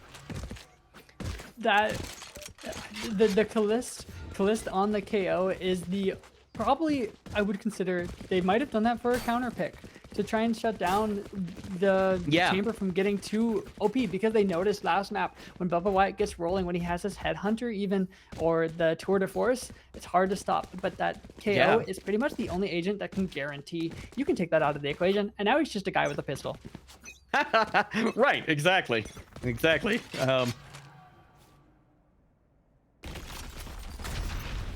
I like how much they're bringing into these rounds, and you can see that the gears turning to really bring them forward. It feels like Mob Mentality are racking their brains, and they're trying to do it to the best of their ability. Yeah, you know, I think the best way to kind of like differentiate these two teams, right, is you have like the raw mechanical strength of McDegens versus the brain games, right? The high IQ plays that you're seeing come out from Mob Mentality. So which one's going to be at the end of the day proving more effective? It's going to be interesting to see. C-site being pushed a little bit, but Stinky trying to hold it down. Not going to happen though, as Artemis gets that pick. Seekers come out now from McOptibot, who, by the way, I just want to say my favorite name to say in this lobby, McOptibot. Just sounds so good. But back into the action, just one player remaining in, that being McOptibot. Gonna get blinded temporarily. Try to find our Coker with that Marshall. Doesn't quite get the pick they need. And now with that cage up, the cyber cage, they're going to be forced to move around through garage, but they've got to know that this has to be an option of where McOptibot is. And look at this. Chi2 is right on top of that, spamming through, but now they know where they are. They don't even have to see him. McOptibot with a huge kill, but in the end, it will go the way of Mob Mentality. Our Coker using all of their utility. You could hear the camera going off as Optibot is attempting to push. They're just clicking, hoping to do a tag in there because they heard the drop and they especially heard that gun pickup. I'm not sure if I'm Optibot if I would have gone for that because we've seen how lethal their Marshall has been already. And the fact that they trade that out gives away their location. They're able to find one, but just taking that double aim duel is not going to go in your favor. You're going to have to hit a nasty flick to make that work. Yeah, you really, really are. But it was a good effort, regardless. And now, oh my gosh, an aggressive push from McBubba Wyatt. Yields 1 kill. Phantom finds another. Make that third kill in favor of them. They're going to go ahead and pop their ultimate and just finish things off right then and there. A speedy round to just wrap things up Right. and show that they are still 100% in this. The scoreline may be even, but Bubba Wyatt is at 10-3 and Phantom is at 9-6. These are good KDs. They are landing their shots, and Phantom with just a Spectre. No Phantoms for them. Just the Spectre is able to get those first opening picks because they catch the timing. Artemis might have been looking to do a shot call. They've looked like a little bit more of like the heavy hitter. Maybe they were trying to determine where they were going to go, so they weren't watching the angle 100%. And you can't be doing that when you know that Neon always pushes this A lobby. Yeah, exactly. I mean, Phantom has they've shown that so many times that they're going to push up there aggressively. They're doing it again, and this time Artemis is ready for them. She was able to take them out of commission very early. Arcoker neutralizes McBubba Wyatt as well, and now there's a big opening for these attackers. They can really go just about anywhere they want, and I'm loving this flank from Cypher as well. The Optibot heard them, but they weren't fast enough on the trigger, and now their locations have been revealed as well. This looks like it's all but over in favor of Mob Mentality.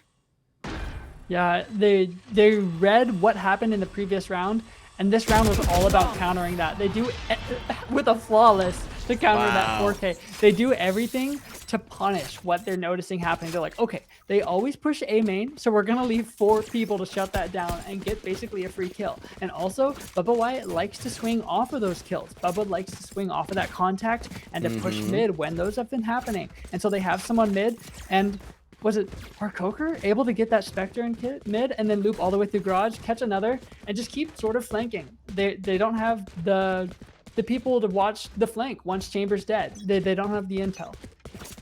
Right. No, they really don't. And without that intel, I mean, they're just blind essentially. Nice flash coming out from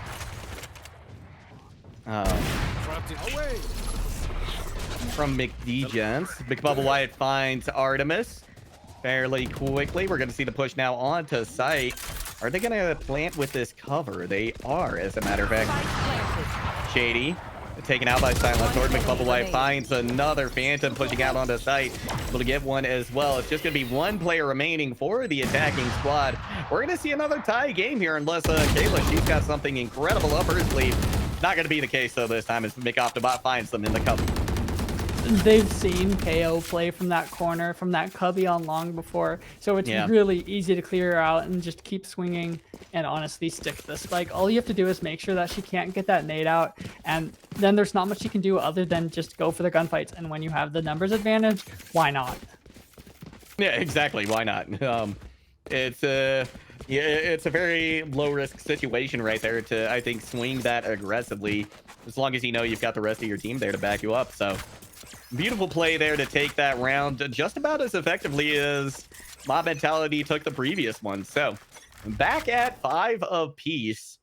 Got a couple of pretty big ultimates in store though for the McDegens. We've got the Tour de Force, we've got the Rolling Thunder. These could be devastating for Mob Mentality. You see Phantom considering getting the orb, but not quite having the time to do it and not wanting to get punished for that because they know they're fighting for A lobby control now. It looks like we're going to see the fight onto B or onto mid. Yeah, into mid and B. Just barely looking at the angle, but Breach is going to fall back, probably for the best, but they all fall back as well. I'm not sure what information that they're rotating off of right here, pushing into garage.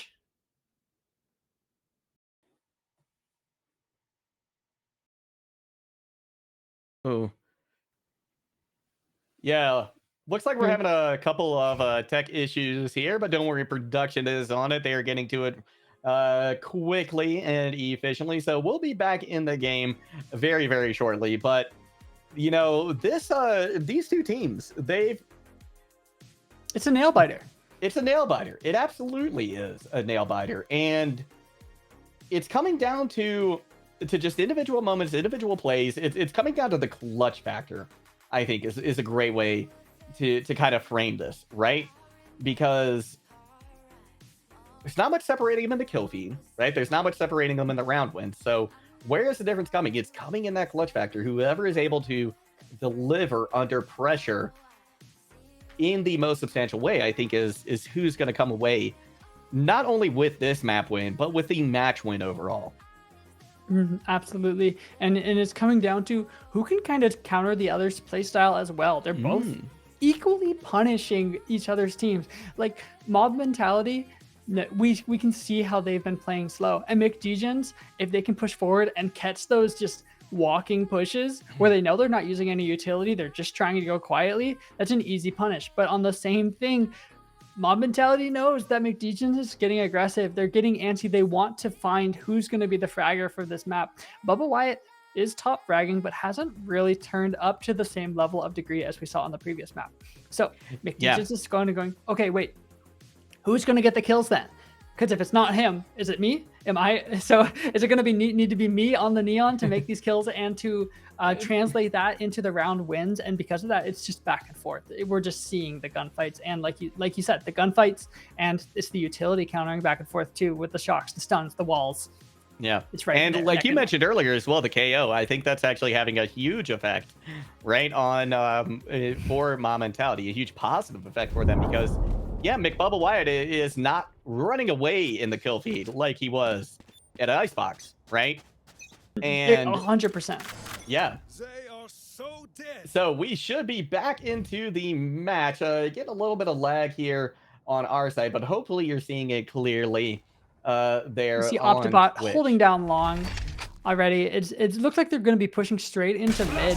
Breach is kind of fighting for that A main control with the shock, but we do have the rotate from Bubba Wyatt, but gets punished by Artemis. Artemis getting those kills that they need to be getting. Cocker pulling at the correct time, and Kalist clearing out Garage. The utilities coming back and forth. The trades are there, and they're up in the mana advantage now, 4-3. But Phantom able to contain it just a little bit. Yeah, Phantom proven to be quite a force in this game for sure. Here. Really, you know, having to fill McBubba Wyatt's shoes just a little bit. Arcoker finds another, making it a 2v4 now.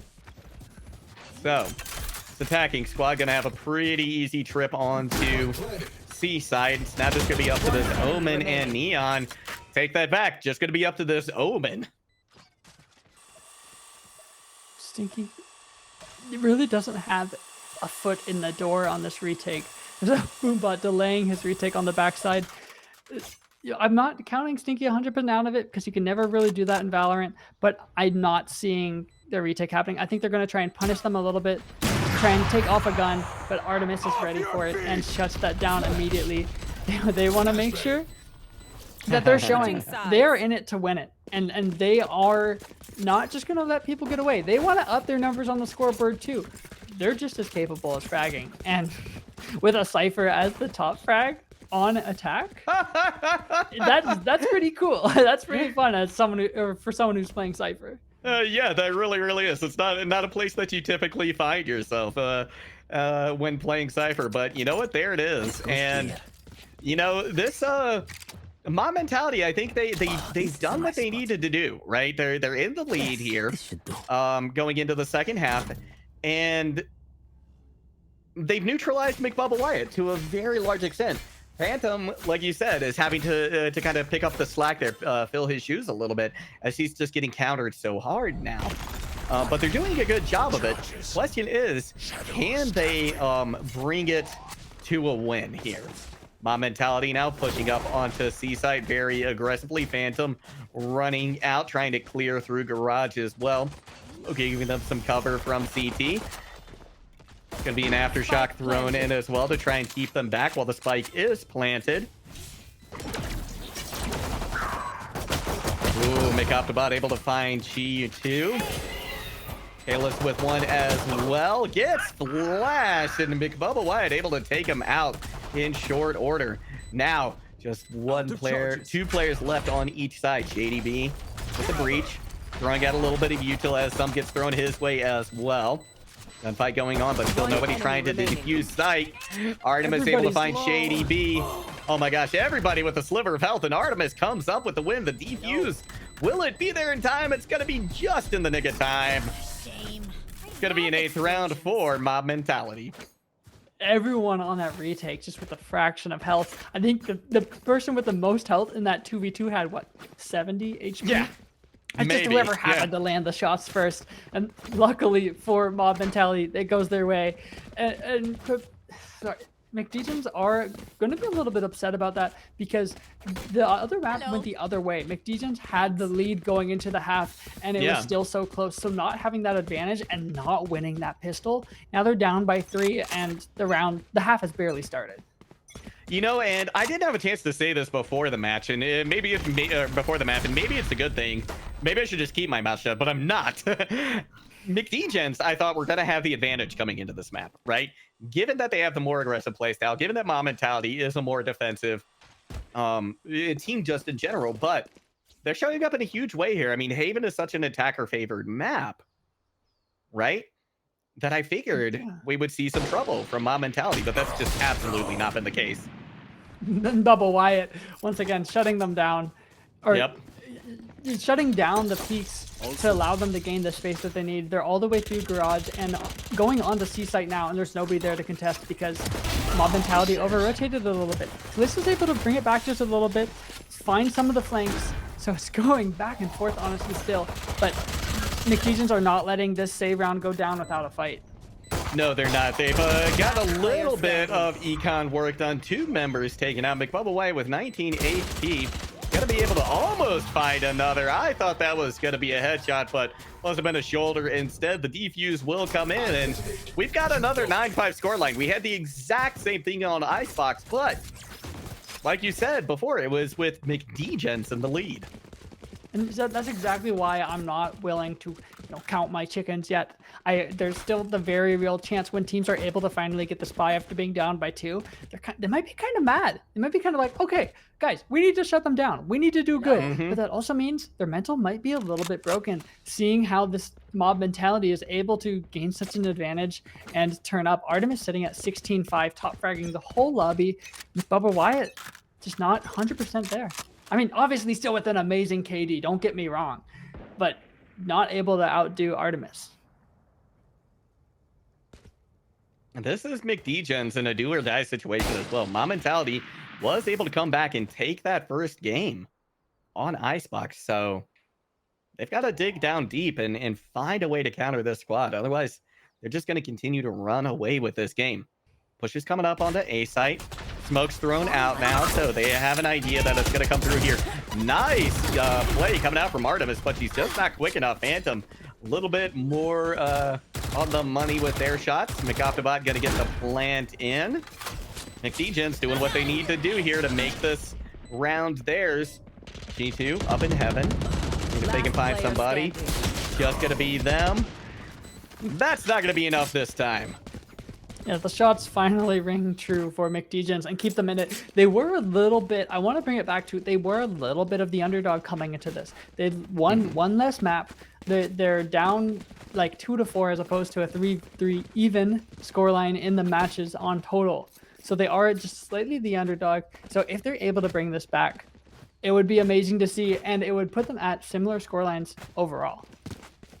Yeah, it really, really would. But they're going to have to still continue to fight back pretty hard here on Haven to make that happen. Push coming out. Go for an early mid push here. Yeah. Pulling down B and garage.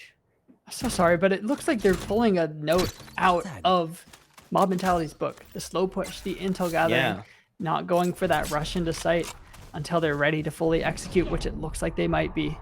Ooh, beautiful paranoia coming out from Sneaky, but Kayla's going to be there to find them in the end. Molly going to briefly keep them from pushing on the site. Now the null command has been committed as well. That's going to be a bit of an advantage, quite a bit of an advantage going towards mob mentality. It's going to be McBubba Wyatt on the flank. They will find Kalis, though. So now with her out of the equation, it's going to be a little bit easier, but that shock's going to make it difficult. Ooh. In a 1v2, especially once you've gone from a 1v3 to a 1v2, it's not, you know, impossible. We've seen Bubba Wyatt clutch these before. The question is, can he find the timings? Right. Doesn't have any intel on where they're... One enemy remaining. He gets one. Oh my gosh, now it is just Breach. It's just Silent Sword. Got no idea where McBubba Wyatt is. They know they're in CT somewhere. He's gonna clear the corner. Oh, he has to clear that corner. He gets it. Oh! No! Oh, he didn't have his gun out. Just a little too greedy on that rotation. And Silent Sword punishes McBubba Wyatt for it. It was that indecision on whether he wanted to just jump in, grab the spike, and TP out, or try and go for the fight there. And because he went back and forth on it, had the gun out, didn't have the gun out, he's not able to pull it out. So it does take Kalista a second to land the shot, but they're able to pull down, steady the aim, and make it come through. And saving that 1v3 that we almost witnessed. Yeah. Yeah, McBubba Wyatt's done it before. You want to play? So we absolutely know they have what it takes to do it again. Util coming out from Breach. Doesn't catch anybody this time around, but definitely caused Artemis to back off. She's moving forward now through sewers again, but Megoptobot has their sights trained on it. Oh my gosh, until the last moment. Boombot not gonna... any of them tell him way back there. Oh my gosh, yeah. That's gonna give a lot of advantage, I think, to this attacking squad. Look at that Phantom get Silent Sword right when they turn away. Oh my gosh. It's going to allow Phantom to use their ultimate as well to push out onto site, but Kayla's gonna be faster than those laser fingers this time around. The timings just weren't going their way. The shot doesn't quite land. It's looking like McDegens want to make this their round. They were on a little bit more of a save coming into it, but they've had some smart plays. They've had some lucky timings. But Mob Mentality aren't done yet. Oh, wow. Great plays coming out from Stinky. That paranoia plus. Oh, my gosh. The turn around that corner as well. Nice effort from Mark Oker, but McDegens continuing to claw their way back. Yeah, and that round I think was characterized by one, lucky timings, but two, they're committing the ultimates, and they don't land all of the shots, but it's enough to give them the momentum to get back into it, and to feel like they have a chance at taking this site when it was being held down at just the right places, just at the wrong times. And that's so often the case, I feel like, in this game, right? Just right place, wrong time. There's That goes there. You know, you could play this game and feel like there's nobody anywhere, right? But in reality, you're all peeking the same corner and just barely missing each other. It's really, really fascinating to see. And they're going for this triple C, but there's three people there already, 4 or 5. They're completely rotating off of this. They have full confidence that this push is going to come through. Ooh, Artemis is going back over to A at the last second, though. She does want to make sure. Take that back. Going down through B. McBubba Wyatt with a huge pick onto Kalis. Shady B finds another as well. And now this site is coming very, very open. But our Coker and G2 turn things around in the blink of an eye with excellent positioning. One enemy remaining. Ooh, Shady B finds 2. There's going to be 1 player left now on the defending side. That's G2. But he's got full HP and... can't say the same about Breach. Breach basically can't afford to peek at this point, and C2's holding down site with just a classic. I don't know that they'll be able to get the timing. The only chance that they have is if they land this right click, and it doesn't quite get there. Chambers able to get right out after getting right into grab the spike. That's what Bubba Wyatt was looking to do in the previous round when they were getting out off of B. This time it ends up working. They fully commit to that sprint in and dash out, and they're able to salvage a round that shouldn't have even been close in the first place. Yeah, the McDegens have brought it back to within 2. Are we seeing the same thing we saw in Icebox, just the other way around here? I don't want to give a little bit of a caster's curse here. Now hold up. Yeah, no, that's fair. I am I curse But things a lot. They do have the breach ult casting sphere. online, so Shady B could build this momentum in McDegens' way and guarantee them that hit wherever they decide going, because like we said, it can cover so much space on this map. Yeah, it really, really can. I'm just curious to see if they're going to save it for post plant or if they're going to use it as an initiation tool, because it could really go either way. And in some ways, I feel like maybe they use it as initiation because they're so strong, right, on the post plant mob mentality as their McDegens is. So we're going to see them push onto site very, very quickly. And finding it relatively open. Everybody on the defending squad had just moved out of the way. Breach realizes this, throws through the rolling thunder. So many players now stunned on point. They're trying as best as they can. Oh my gosh, I can't believe that kill came out onto the breach. Still, the gun battle leaves a 1v2, but the spike is planted and Shady B has the rolling thunder. This can actually take them off the spike if they try to go for the defuse. Ooh, is it gonna catch him? Gonna get the blind. They peek. They find one. They've still got the rolling thunder. But look at this. Artemis is pushing forward very aggressively. They're gonna go for the peek, but Shady B is faster on the draw. What's crazy there is if Brace had just taken one step forward, he actually would have gotten past the range that shock is going to hit you. There's a range out in front of Breach where it doesn't hit, so that way you don't hit your teammates when you throw it out. And Artemis very nearly got there. If they hadn't jumped there, I think they're able to land that shot and clutch it out. But instead, they lose the round. Now they're on a save buy here, a sort of half buy, and it's probably going to end up to a tied game, the same way this whole series has kind of felt. Right? Yeah. We're headed to another very close one, another nail biter between these two squads. And this has got to be very, very... there's a lot at stake here as well, right? Because when you're in kind of the middle of the pack in a tournament like this, then your chances of making it to playoffs are on the line, right? So every win is very, very important here for both of these squads, and they absolutely know it. They absolutely feel it. It's going to be a quick push out on the point, and oh, the shotgun doesn't land from G2. Maybe a little bit more trigger discipline would have yielded something right there, because nobody knew he was there, and instead, Phantom's going to get the kill on them, and McOptibot gets the plant. Now, the attacking squad, McDegens with a little bit of an advantage here once again. Oh my gosh, look at this. Artemis just waiting around the corner, turns away at the last moment. Shady B gets the kill. And now with bad guns, they're left to try and get a pick with the ghost swinging on the short. They're able to find one kill, but not able to make them work. And mob mentality, or sorry, that's McDegens, are able to just come into the next round with a lot of their guns and with a lot of momentum. And like you were saying, in these playoffs, both of these teams are sort of middle of the pack when it comes to the field, and what they're playing for here isn't necessarily the next game, but they're playing for seeding. You know, if they're going to be playing the next level of this playoffs, winning this could mean they have a significantly easier opponent and able to get farther into playoffs than they might otherwise. So that's why there's feels like there can be so much on the line, and why both of them are fighting for this with everything that they have. 10-10 the score line as we go into our 21st round here between these two squads. Push was coming out pretty quick on the A side, but slowed down significantly after that KO knife. Oh, here comes the rolling thunder. That's going to catch several members, including Silent Sword.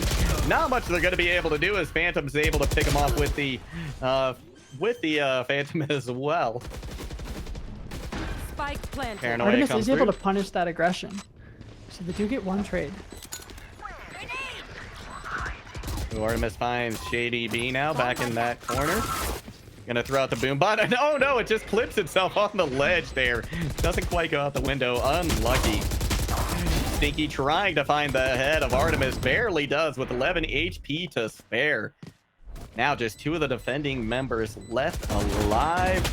Gonna be Kayla doing everything she can on site. Able to find Stinky. McBubble Wyatt takes her out, though, in short order with the operator. Now, not going to be any chance for the defuse to come in. That's going to be the McDegens taking the lead. One enemy remaining. Able to take that gun out of his hands but not able to contribute to the round. I was looking at the map, just wondering, where is She2? They're rotating all the way back through mid because they don't want to fight that op to get onto A site. I kind of wish they had taken that gunfight and maybe given them a chance to get those trades, pulling the attention, but instead they rotate all the way around, and by the time they get there, it's too late. So they're just forced to fall back. Able to get a pick, so able to get that op out of Bubba Wyatt's hands, but it doesn't matter because their economy's looking so good. McDegens have built up in the last 5 rounds that they've won. That's 5 in a row, by the way. They've been able to build up this economy and this buffer, so it's okay that he loses the op. Let's play. And he's gonna be ulting, so he doesn't need to buy an op this round. Wow, and that Tour de Force already coming in clutch. Finds one pick right off the bat, opening up Seaside quite a bit. Well, gonna get stunned a little bit, but not enough to not be able to take out Phantom. Paranoia coming through. There comes the aftershock as well. G2 throwing out there. Paranoia. Kayla's finds JDB in the back line. Gonna be able to pop that null command as well. McOptic bot, good for 1. Paint shells come out, forcing Chamber back into that cubby, but they're able to hold their ground to get at least 1 pick. 2v1 now, 1v1 essentially on point. G2 with the spray! With just the spray through the smoke finds McBubble Wyatt. That is a fuels bad there. And with that, the game is tied once again. And if Bubba had just sprayed maybe a single bullet, they would have been able to take out She2. But She2 just has the game sense, has the intuition to be like, okay, wait, I just saw them there. They're probably going to be spraying me if I tap this bomb, so I can't tap it. So they just spray first, and thankfully it ends up working out for them, and they're able to bring themselves back into this game, just barely winning a single round after 5 in a row lost.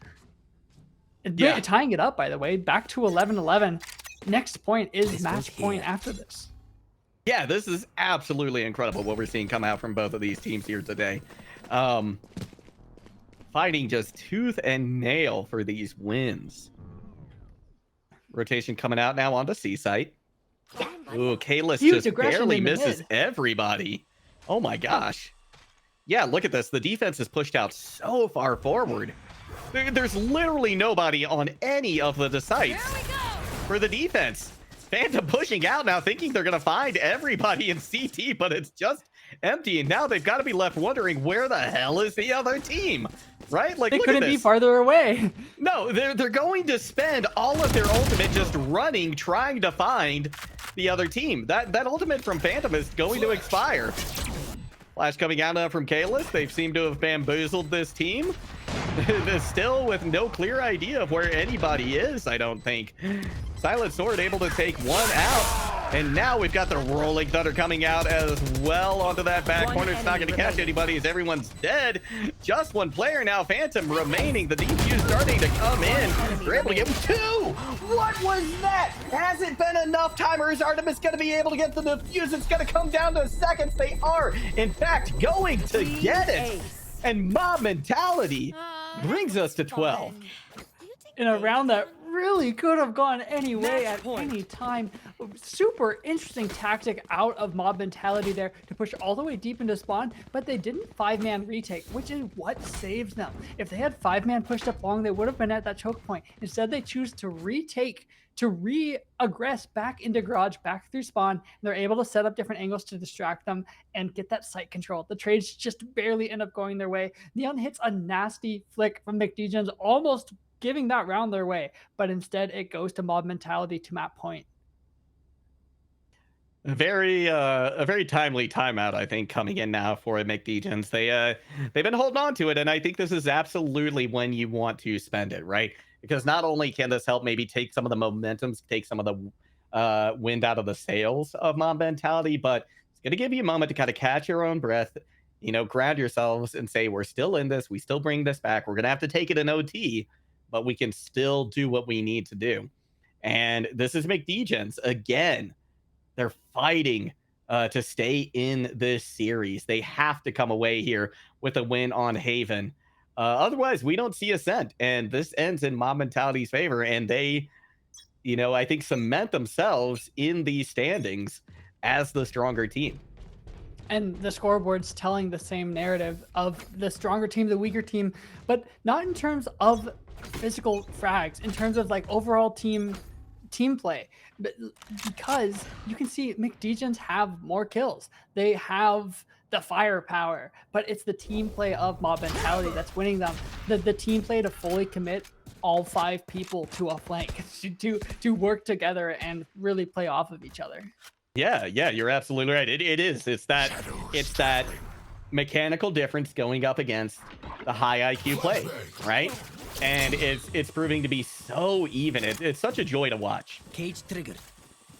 Cypher's taking so much space down mid, Wow. but they have Breach waiting to punish this if they're pushed too far at the wrong time. Who's going to Oh be my more God. patient, though? Yeah, right? That's certainly not, it wouldn't be me in this situation. I have ADHD splattered all across my face.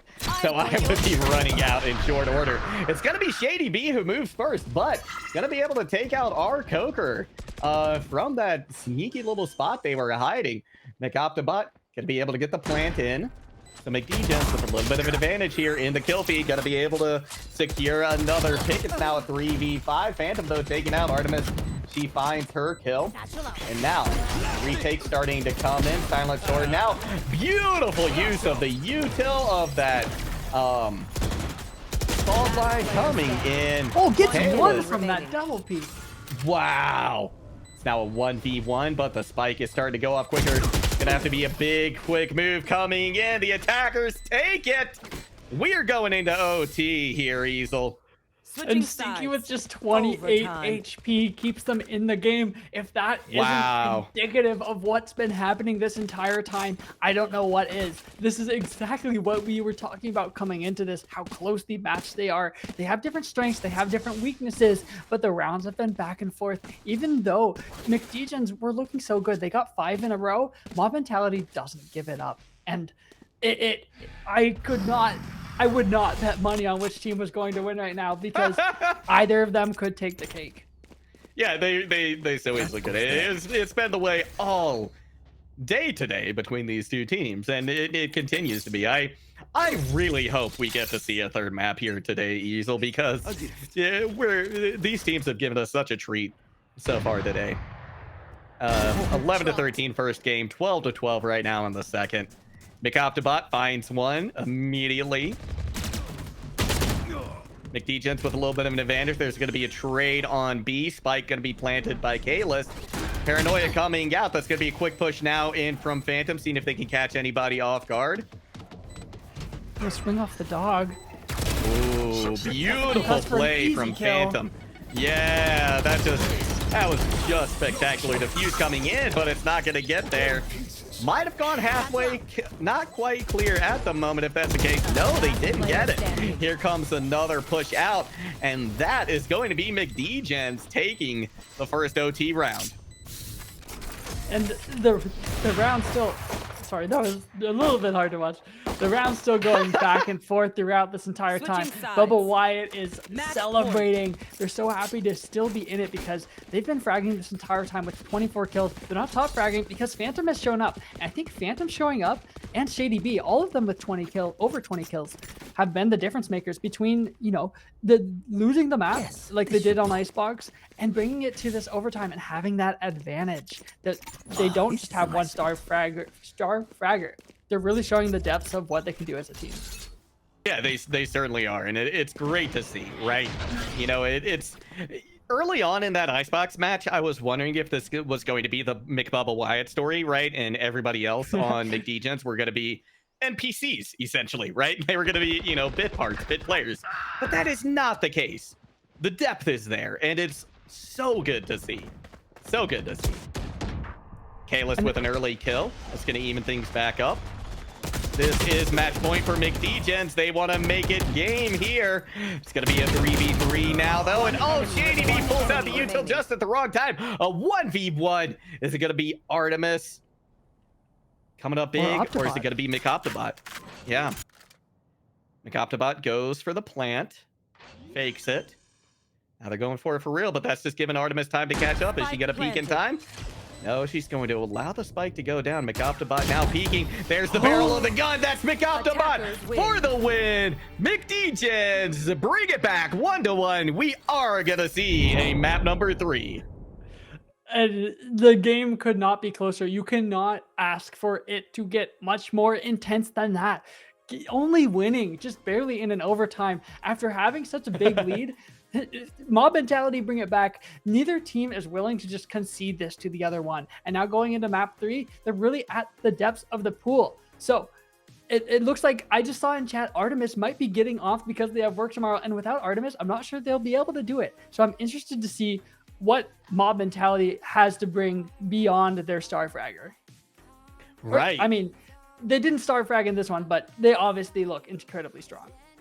Yeah, they really, really did. So that's gonna be a pretty big blow, I think, for that squad. So without Artemis in tow, right? Who are they gonna bring in, right? We talked about depth a minute ago as far as the McDegens were concerned, but now we're gonna get a taste of it for mob mentality, right? Who is going to fill those shoes, right? Who's going to come in and take their place? They have the depth on the bench. I think, let's see here, 1 2 3 4 5 6 7. Yeah, they've got 7 players, right? So is it going to be phone? Is it going to be Jubla coming in instead? My money is on C2 phone. show up quite a bit. Yeah, I'm not sure who's going to be their sub, but we've seen C2 show up. I don't think they're going to be completely without their hand, without Artemis, but we'll just have to wait and see for map number 3. And like we had last time, we're going to have a 5-minute break, but we'll be right back with all that content to come.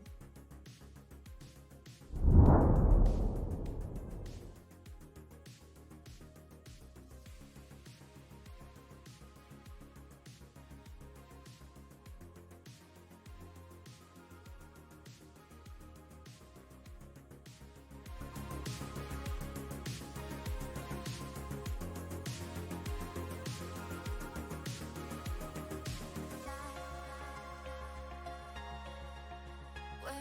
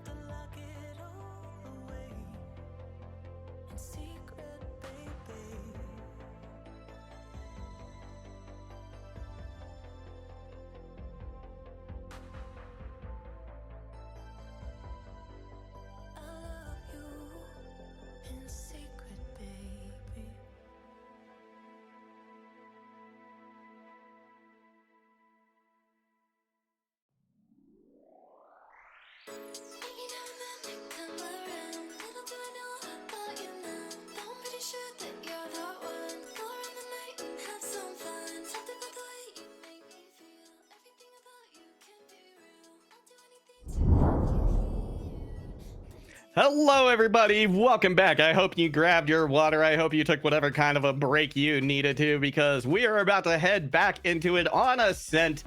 These two teams have been fighting at it tooth and nail. McDegens and Mob Mentality tied at 1 apiece. We saw the departure of Artemis, and in her place we have Brooke. So, an unknown coming out this time. Well, I wouldn't say Brooke is a 100% unknown. They are kind of in the mix at about a silver rating. They do have a 30% headshot when they play Omen. So there could be something to be feared coming into this next match. And I do got my water. I'm ready for the long haul. I'm ready to see what these teams have to bring, the depths of their playbook. The question being, will the McDegens be able to keep up this raw firepower, or will they be shut down by Mob Mentality's slower, more methodical play? Yeah, it's I can't wait to see which way it ends up. And I'm excited to see how, putting Brooke into the mix too changes things, because, you know, this is a complete unknown now, right? Like, everything that the McDegens have done, right, to try and counter Mob Mentality, they may have to rethink it. They may have to throw it all out the window now, right? Because putting in a new player really changes the dynamic in a big way. And the other thing I'm interested in keeping our eye out for is on first map, when McDegens lost, they had Bubbles in. On second map, I think Bubbles was in the coach slot. They were the one who called the timeout, but they weren't actually in game. And so they're coming back in to play this fade on Ascent. I'm curious if that is going to help out McDegens, or they did lose the first map. I don't know if maybe it was Bubbles. Bubbles wasn't performing super great on that Viper to start it out. Remember, they were like 0-3, 0-4, while Bubba Wyatt was carrying them. So I'm interested to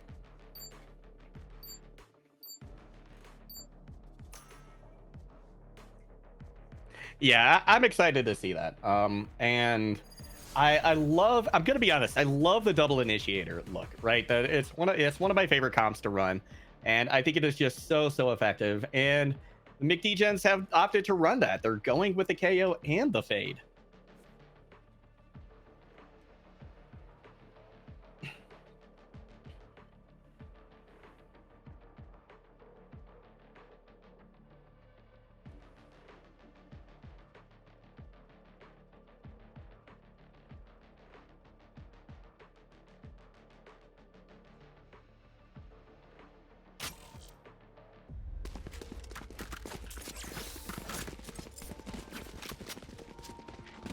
Yeah, they really are.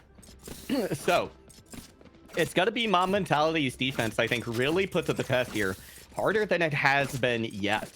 So we know, coming into this that they're very, I think, strong defensive team. So we're really going to have to see that come out here, I think, in this first half, right? If it doesn't, then I think McDegens are going to run away with it.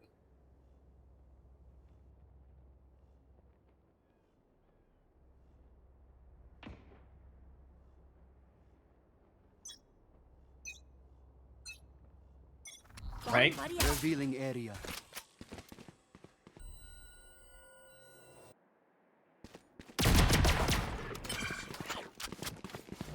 Where are we? Chamber forced the TP out. Bubbles unfortunately misses the haunt. But they're still gonna. Actually, I thought they were gonna still push out onto A, but it looks like they're not. The door has been shut by the defense as well. But the rotation going all the way through spawn. Not bad. Teşekkürler. Thank you.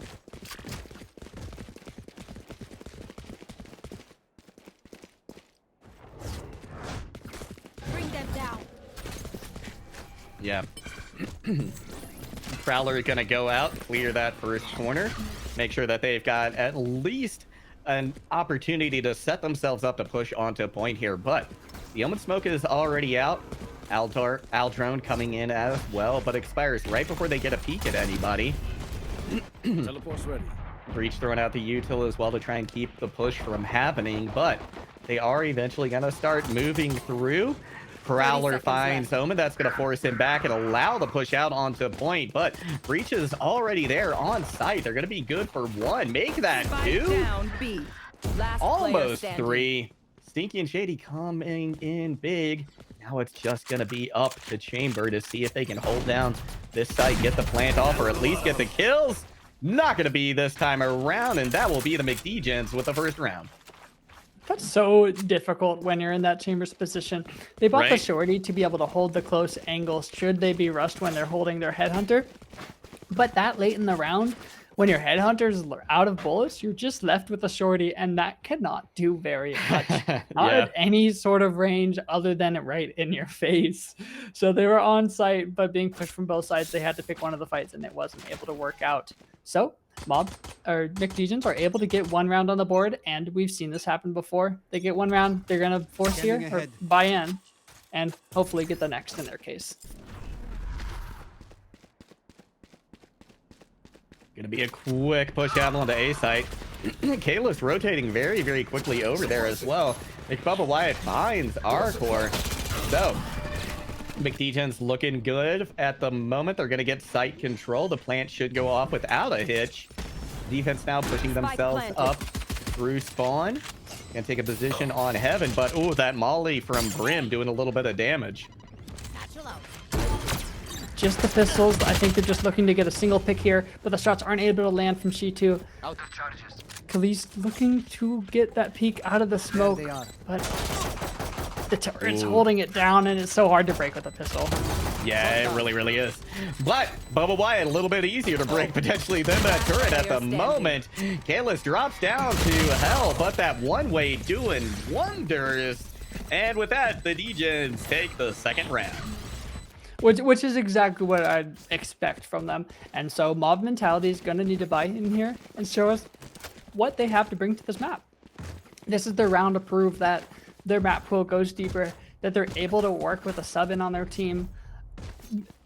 McDegens have shown that they're able to change their strat book depending on which players are actually in. The question is this where Mob Mentality shows they're able to do that too?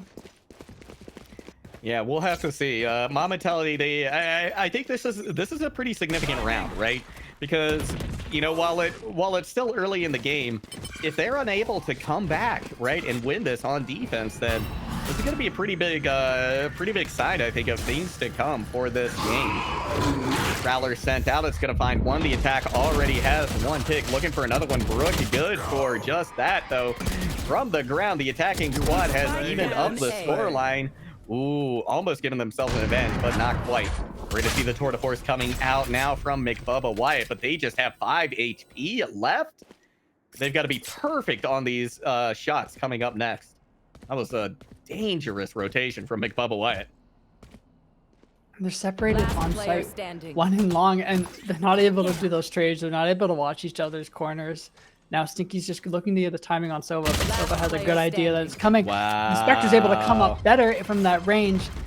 The nade slows him down a little bit, but still going to go for the peak. Has to recover Spike. G2 knows that. Yeah. The Molly, a little bit of ground, but the Vandal Wow. is good for it, and G2 gets them on the board. That was a very, very big win for Mom Mentality. But I mean, look at what it cost them economically, right? Like that was their buy round, and they went down to just one player. So things are looking good there. This is exactly what happened on the previous games. It's like we're following the same script from game to game. It's Bubbles 0-2 on the bottom. It's McDegens with one player who's like 4-1. Shady B's also 4-1. It feels like the same thing, and their economy's broken. Let's see what kind of conversion happens here, but it looks like it's probably going to end up in a 1-3 situation on the scoreboard. Yeah, it certainly does. Aggression coming out through mid. Brook holding it down as best they can. And they've got a little bit of help as well from Silva. Kalis, nobody knows that they're there. Brook forced out as they take a little bit more damage as well. It's going to be Kalis falling, though. The attacking squad with a little bit of an advantage. Shady V takes out our Coker as well.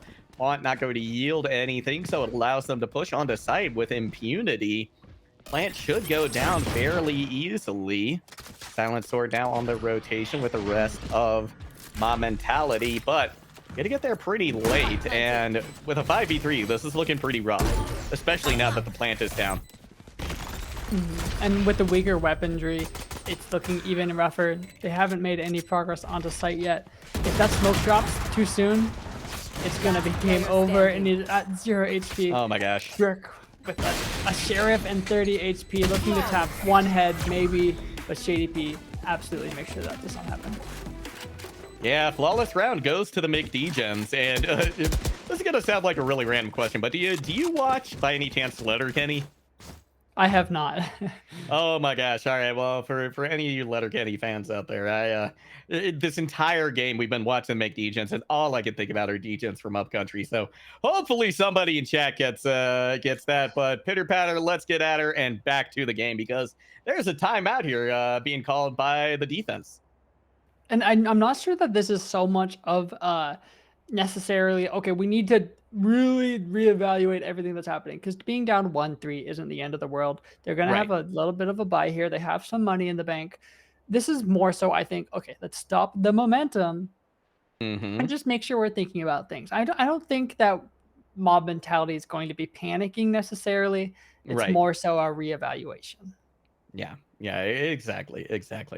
Nothing too terrible, I don't think, for them at the moment. So, you know, and it could be as simple as a bathroom break. Like, I've been in tournaments where that is legitimately why we called the timeout, and it was kind of hilarious actually going back and listening to casters theorizing about, you know, like all the things we could be talking about, when no, literally just a bio break. But hey, you got to do what you got to do, and that's what the timeouts are there for anything that you might need to slow down the game for, because sometimes just playing with the pressure of not having used the restroom when you need to could really throw you off. Yeah, well, you know what, It's tactical. Okay. So we're getting weird here for a second, but there was a scientific study done that showed that people make better decisions when they have to use the restroom urgently. Well, in that case, stop taking tactical pauses for your bathroom break and just get back into the content. Just We're hold ready it. to see Hold how it. you guys could do. Hold it, that's when you're at your best. Well, here comes the no command from the attacking squad. They're going to try and push in pretty aggressively, but they're being met with fierce resistance. Trades do come out either way, so it's a 3v3 now. And, ooh, that Molly's going to slow down Brook's roll just a little bit. McOptibot coming in with the plant. Kalis just barely survives that shot from Mick Wyatt. That's what just I'm going to call him from here on out. Oh my gosh, here comes the orbital strike it as well. It's going to clear out heaven. But in the meantime, they're going to get that door open, and the cover of the noise might actually not alert to them. But no, McOptibot knows there's someone there. But Kalis getting him from behind with the shock dart. Tries to fall from heaven to get another one, but now it's a 1v1. McBubba Wyatt doing everything they can with that sniper rifle, but Brook is closing the distance, did so expertly, but not going to be able to defuse it in time, I don't think. Just a There's not little too time. slow. Oh my gosh. What a round. With just 1 second to spare, maybe if Brooke hadn't swung in the specific way that she ended up swinging, it could have worked out, but it just doesn't quite add up. And Bubba Wyatt's able to win just by stalling time. And his economy's not looking great, but he is able to reinvest back into that op, so it's not too big of a total round loss for them. Or they won, but it's not too big of a loss to lose that off there because they do have a little bit of economy from the 3 rounds they've won prior. Yeah, they do. They're going to be able to weather this storm pretty well. Oh my gosh, Showstopper out immediately, going very aggro, able to get bubbles as well. So that initiation potential has now been halved. Shady B down to just 3 HP, gets stunned, and oh, this boombot could be the end of them if it explodes close enough. Silent Sword swings on them, but does a double take, and that costs them their life. Are still able to take out Shady B, though. Or Brooke, rather. McBubba Wyatt being forced all the way back into spawn? So close. Oh, what a shot. I'm surprised that they repeat that after seeing it's Bubba Wyatt with the op waiting in spawn. They've seen how lethal he can be. The fact that they see him go back and then somebody continues to peek him, maybe they got a little bit aggressive there. But the aggression is what won this round basically and got them to this point. So who can blame them? And I like that aggression. They're noticing, okay, what we're doing right now isn't working. Our normal slow methodical stuff isn't quite working, so let's play their pace. Let's catch them off guard. They don't expect this kind of gameplay from us because we haven't done it as much the last couple maps, and so it pays dividends. Yeah, it certainly does. And now McBubba Wyatt is 30 seconds just left. in a very rough position. I like what I'm seeing coming through chat right now as well. I'm not sure you guys are able to see chat, but they're trying to bait them out into peeking. Yeah, we do have something covering the chat, but they're just trying to bait them out into peeking the up because they know Bubba Wyatt is probably able to hit one of these shots at least. But they're not gonna buy into it. They're just gonna play smart. This is what we need to see from Mob Mentality if they want to win this map. Yeah, it certainly is. They, you take the win, you take the round win. So that was much needed for them. Really paid off that super aggro move on the back of the Showstopper. Love what I saw. I love seeing that early round aggression, especially when it just ends up working. When it's able to just get the utility after Showstopper, after shock, after breach ult. It's just that is how you want to be comboing the agent's utility and making the most of it. And so the fact that we get to see that is just beautiful. It really, I loved watching like Paper Rex in the international tournament because of the kind of early round aggression, and that's exactly what it reminds me of. Speaking of early round aggression, we're getting a lot of that coming out from the attacking squad. The McDegens throwing 2 ultimates in immediately to it. That's gonna get B side completely clear, allow for the plant, and set themselves up for a beautiful chance to take this round. Still a 5v5. And I don't know that we've seen another 5v5 since that one on Icebox, like a 4-5v5 retake. So this is McDegens' chance to redeem themselves on the whole 5v5. Are they going to be able to clear all these angles, or are Mob Mentality going to take them out one by one? Oh my gosh. For Mob Mentality. It's all up to Bubba Wyatt again. Not able to land the no-scope. Oh, and that's got to feel bad for McDegens because they invested so much into that round. I mean, not just the 2 ultimates, but they lost the op that McBubba McWyatt was holding on to. McBubba McHeadshot McWyatt. Or McBubba McWyatt. McBubba McBody shot McWyatt, because that's all you need for that. But oh yeah, that's fair. That's fair. It isn't able to work out in their way, and that's 2 for 2. If Mob Mentality have been able to do these 5v5 retakes, they're so good when they're able to swing off of each other and clear out these corners one by one. Yeah, they really are. McDegens doing their best to not give them that opportunity, but not doing it well enough because but they give them the opportunity. Great rounds. Hey, I see what you did there. No applause, no laughter. It's not undeserved. But it looks like McDegens are going to slow it down a little bit. They tried to counter the early aggression with early aggression, but they weren't able to hold the site when it came down to it. So they're just looking to see if Mob Mentality will overextend. And gonna throw out the haunt. It does go over the wall. I want to point that out. They have improved on that one. Yeah, they absolutely have. Doesn't find anything though immediately. Oh, look at that. She too gets one, but there was just so many people coming through that choke. That is just a wall of bullets headed their way. Look, Bubba McWhite now looking for an opportunity on the high ground. Ooh, that's a nice start coming in. And oh my gosh, our Coker with 2 big picks from the Tour de Force. It's going to set things up nicely for Mob Mentality. But McBubba Wyatt coming in huge with a 4K. They gonna give him the ace? 30 seconds left. Gonna get the ace? Enemy remaining. He's gonna need the ace if they want to win the round. He has to get the ace, actually. As a matter of fact, 6 HP left. Oh my gosh, the mind games. Ooh. Did Brooke see him? I don't think Brooke saw him.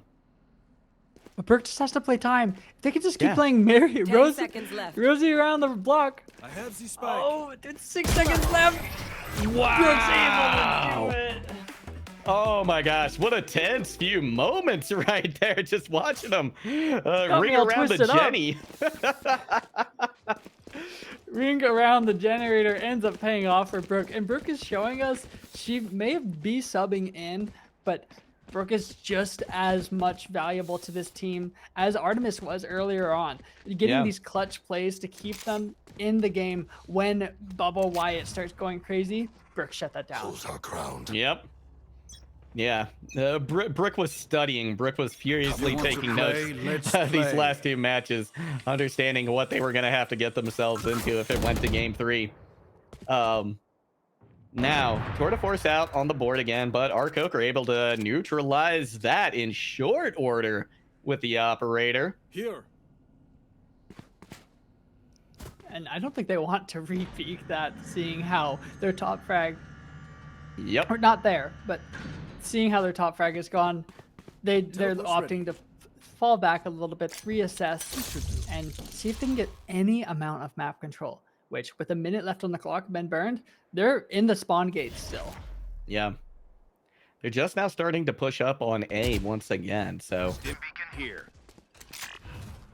Cover going out. push coming out very slowly, as a matter of fact, from them. And look at this.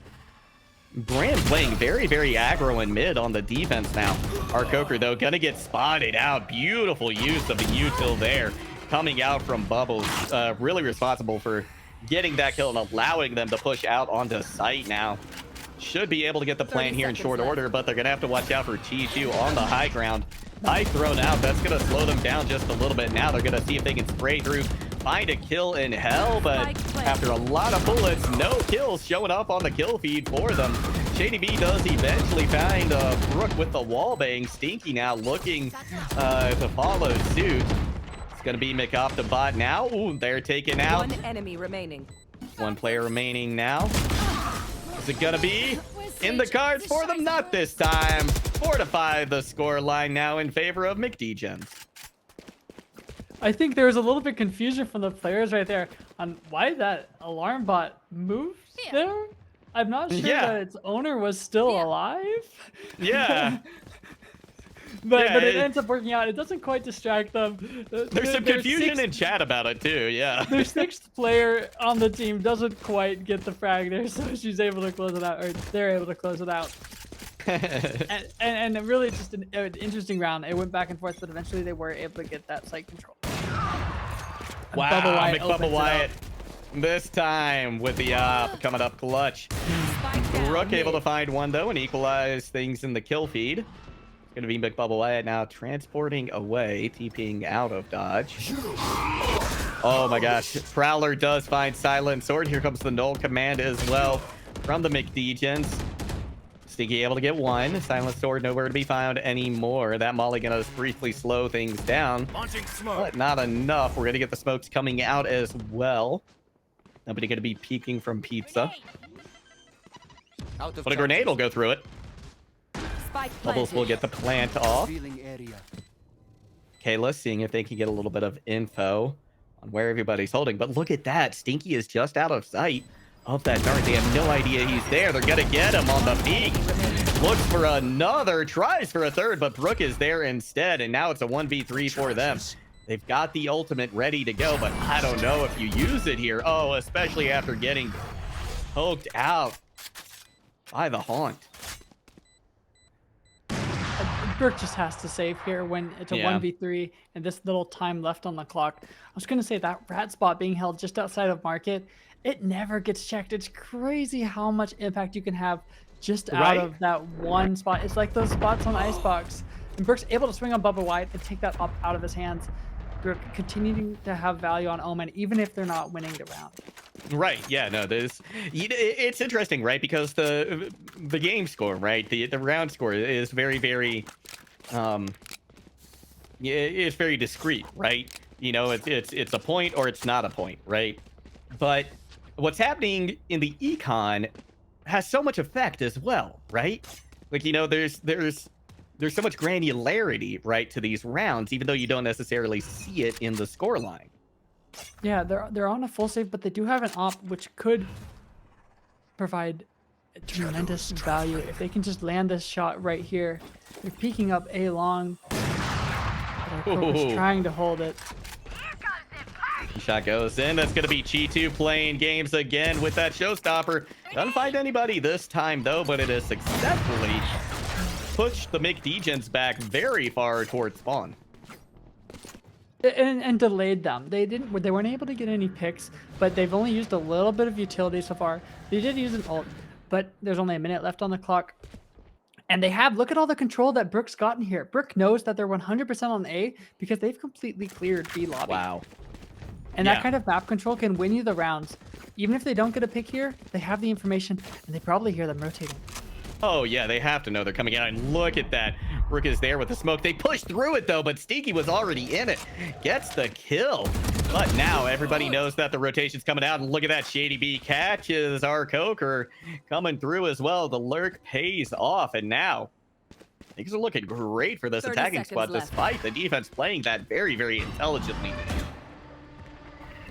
The kills just weren't able to go their way. And I think Brook might have gotten a little bit like trigger happy with her abilities, hearing the people coming. I think if she had just played around that corner, they wouldn't have expected that aggression so far forward, and the trades continue to not go their way. She2 is left in a 1v5 with a sheriff. I would be looking to actually die this round and just get the credits from dying. Yeah, I think that's probably a wise idea. Nice, coming away with at least one kill. Not going to be a flawless round, but now they know exactly where they are. Ooh, that op shot going through. Definitely going to deter Chi2 a little bit. Pushing back response. Switches to the knife at the wrong moment. Oh, and pays for it with a kill from Bubbles. Last round. McDegens once again are up. They're up 7-4. But are they going to be able to hold this lead? Sometimes it can feel like they kind of peter out a little bit, or mob mentality figure out how to counter what's been happening. But these rounds have been so back and forth. It's hard to find what you can draw from it, what you can change when it comes down to these just gunfights in the middle of like their spawn, or you're just like barely losing them out. It's going in McDegens' way because they have the slight edge in the gun, in like the firepower. Right. And so when you are mob mentality, what can you do to counter that? Yeah, exactly. Well, you can push pretty aggro again for one thing. Get a kill, get a lot of damage done as well. The trade is there, but I think mob mentality came out of that a little bit ahead, right? Just with the extra damage that was done with the paint shells. Huge value from the raise. I love how much damage you can just do on the raise. Teleport's ready. But is Chamber going to get a pick here with that Bucky hiding? Decides to not.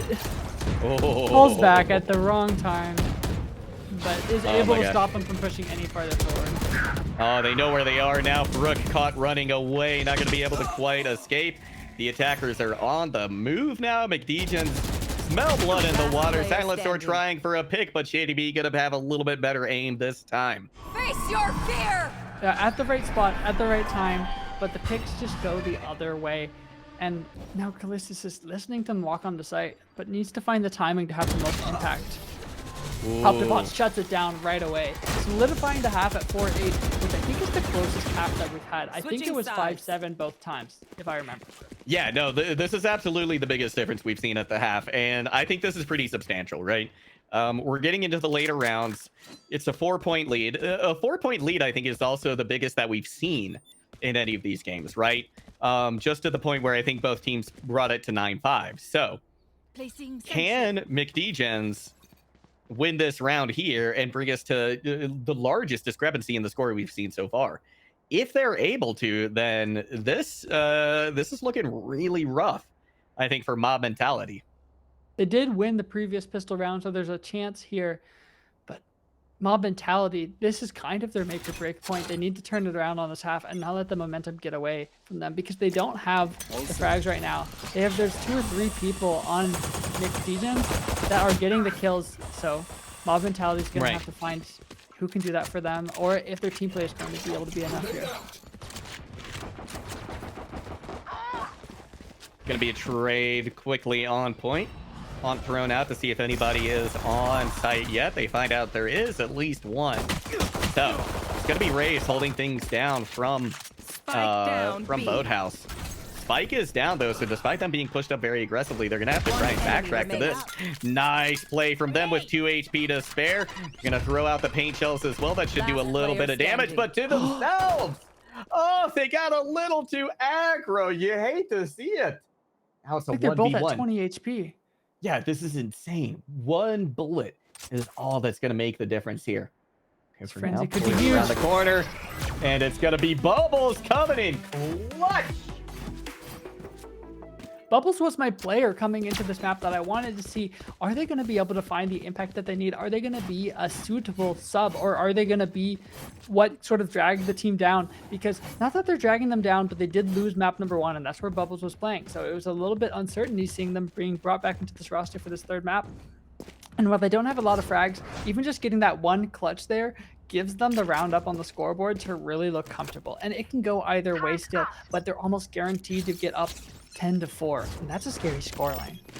That's a very, very scary scoreline. We are now at a point where we have the largest lead we've seen in any of these games so far. So the momentum certainly in favor of McDegens right now. And oh my gosh, 3, 4 huge picks right off the bat. It's just going to be Sova trying to make their way in, but Kalis can't do anything. This is tremendous now. 6-round lead. Bubba, you know, not just using the brains, or not just using the bronze, using the brains too. Hiding in that corner, waiting till they're all perfectly lined up. Bubba only has a Spectre, but that's enough to be able to convert when they're close enough and they're in a group. You can just spray down, move your crosshair left and right, and it sprays enough bullets. It's going to come through, and it pays off tremendously.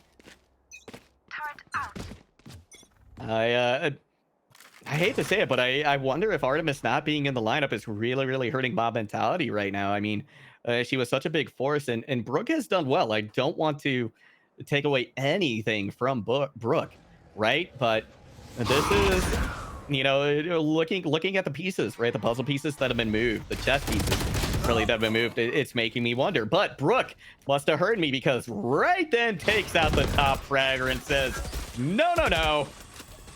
I'm having a big impact. I am here. I'm making myself known. And Brooke does it with that beautiful flick, allowing them to open up this space and really get onto site. Now taking a bit more space, but is able to turn in time.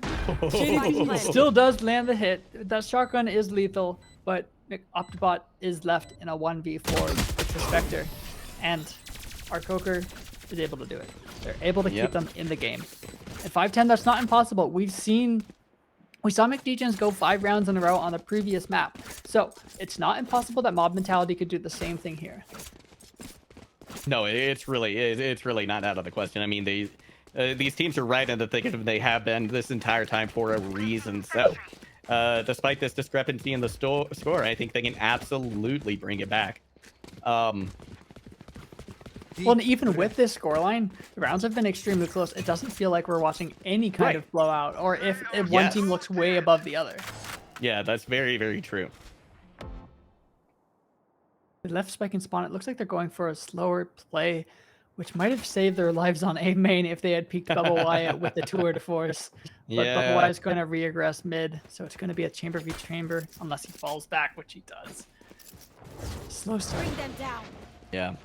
But you know what? The slow play is what's worked for mob mentality in the past, right? The slow, methodical Absolutely. play. So I like seeing them go back to this, right? Now that they've got another round under the belt, now that they've kind of like stopped the bleeding a little bit. Oh, listen to all this noise that McOptibot is hearing, right?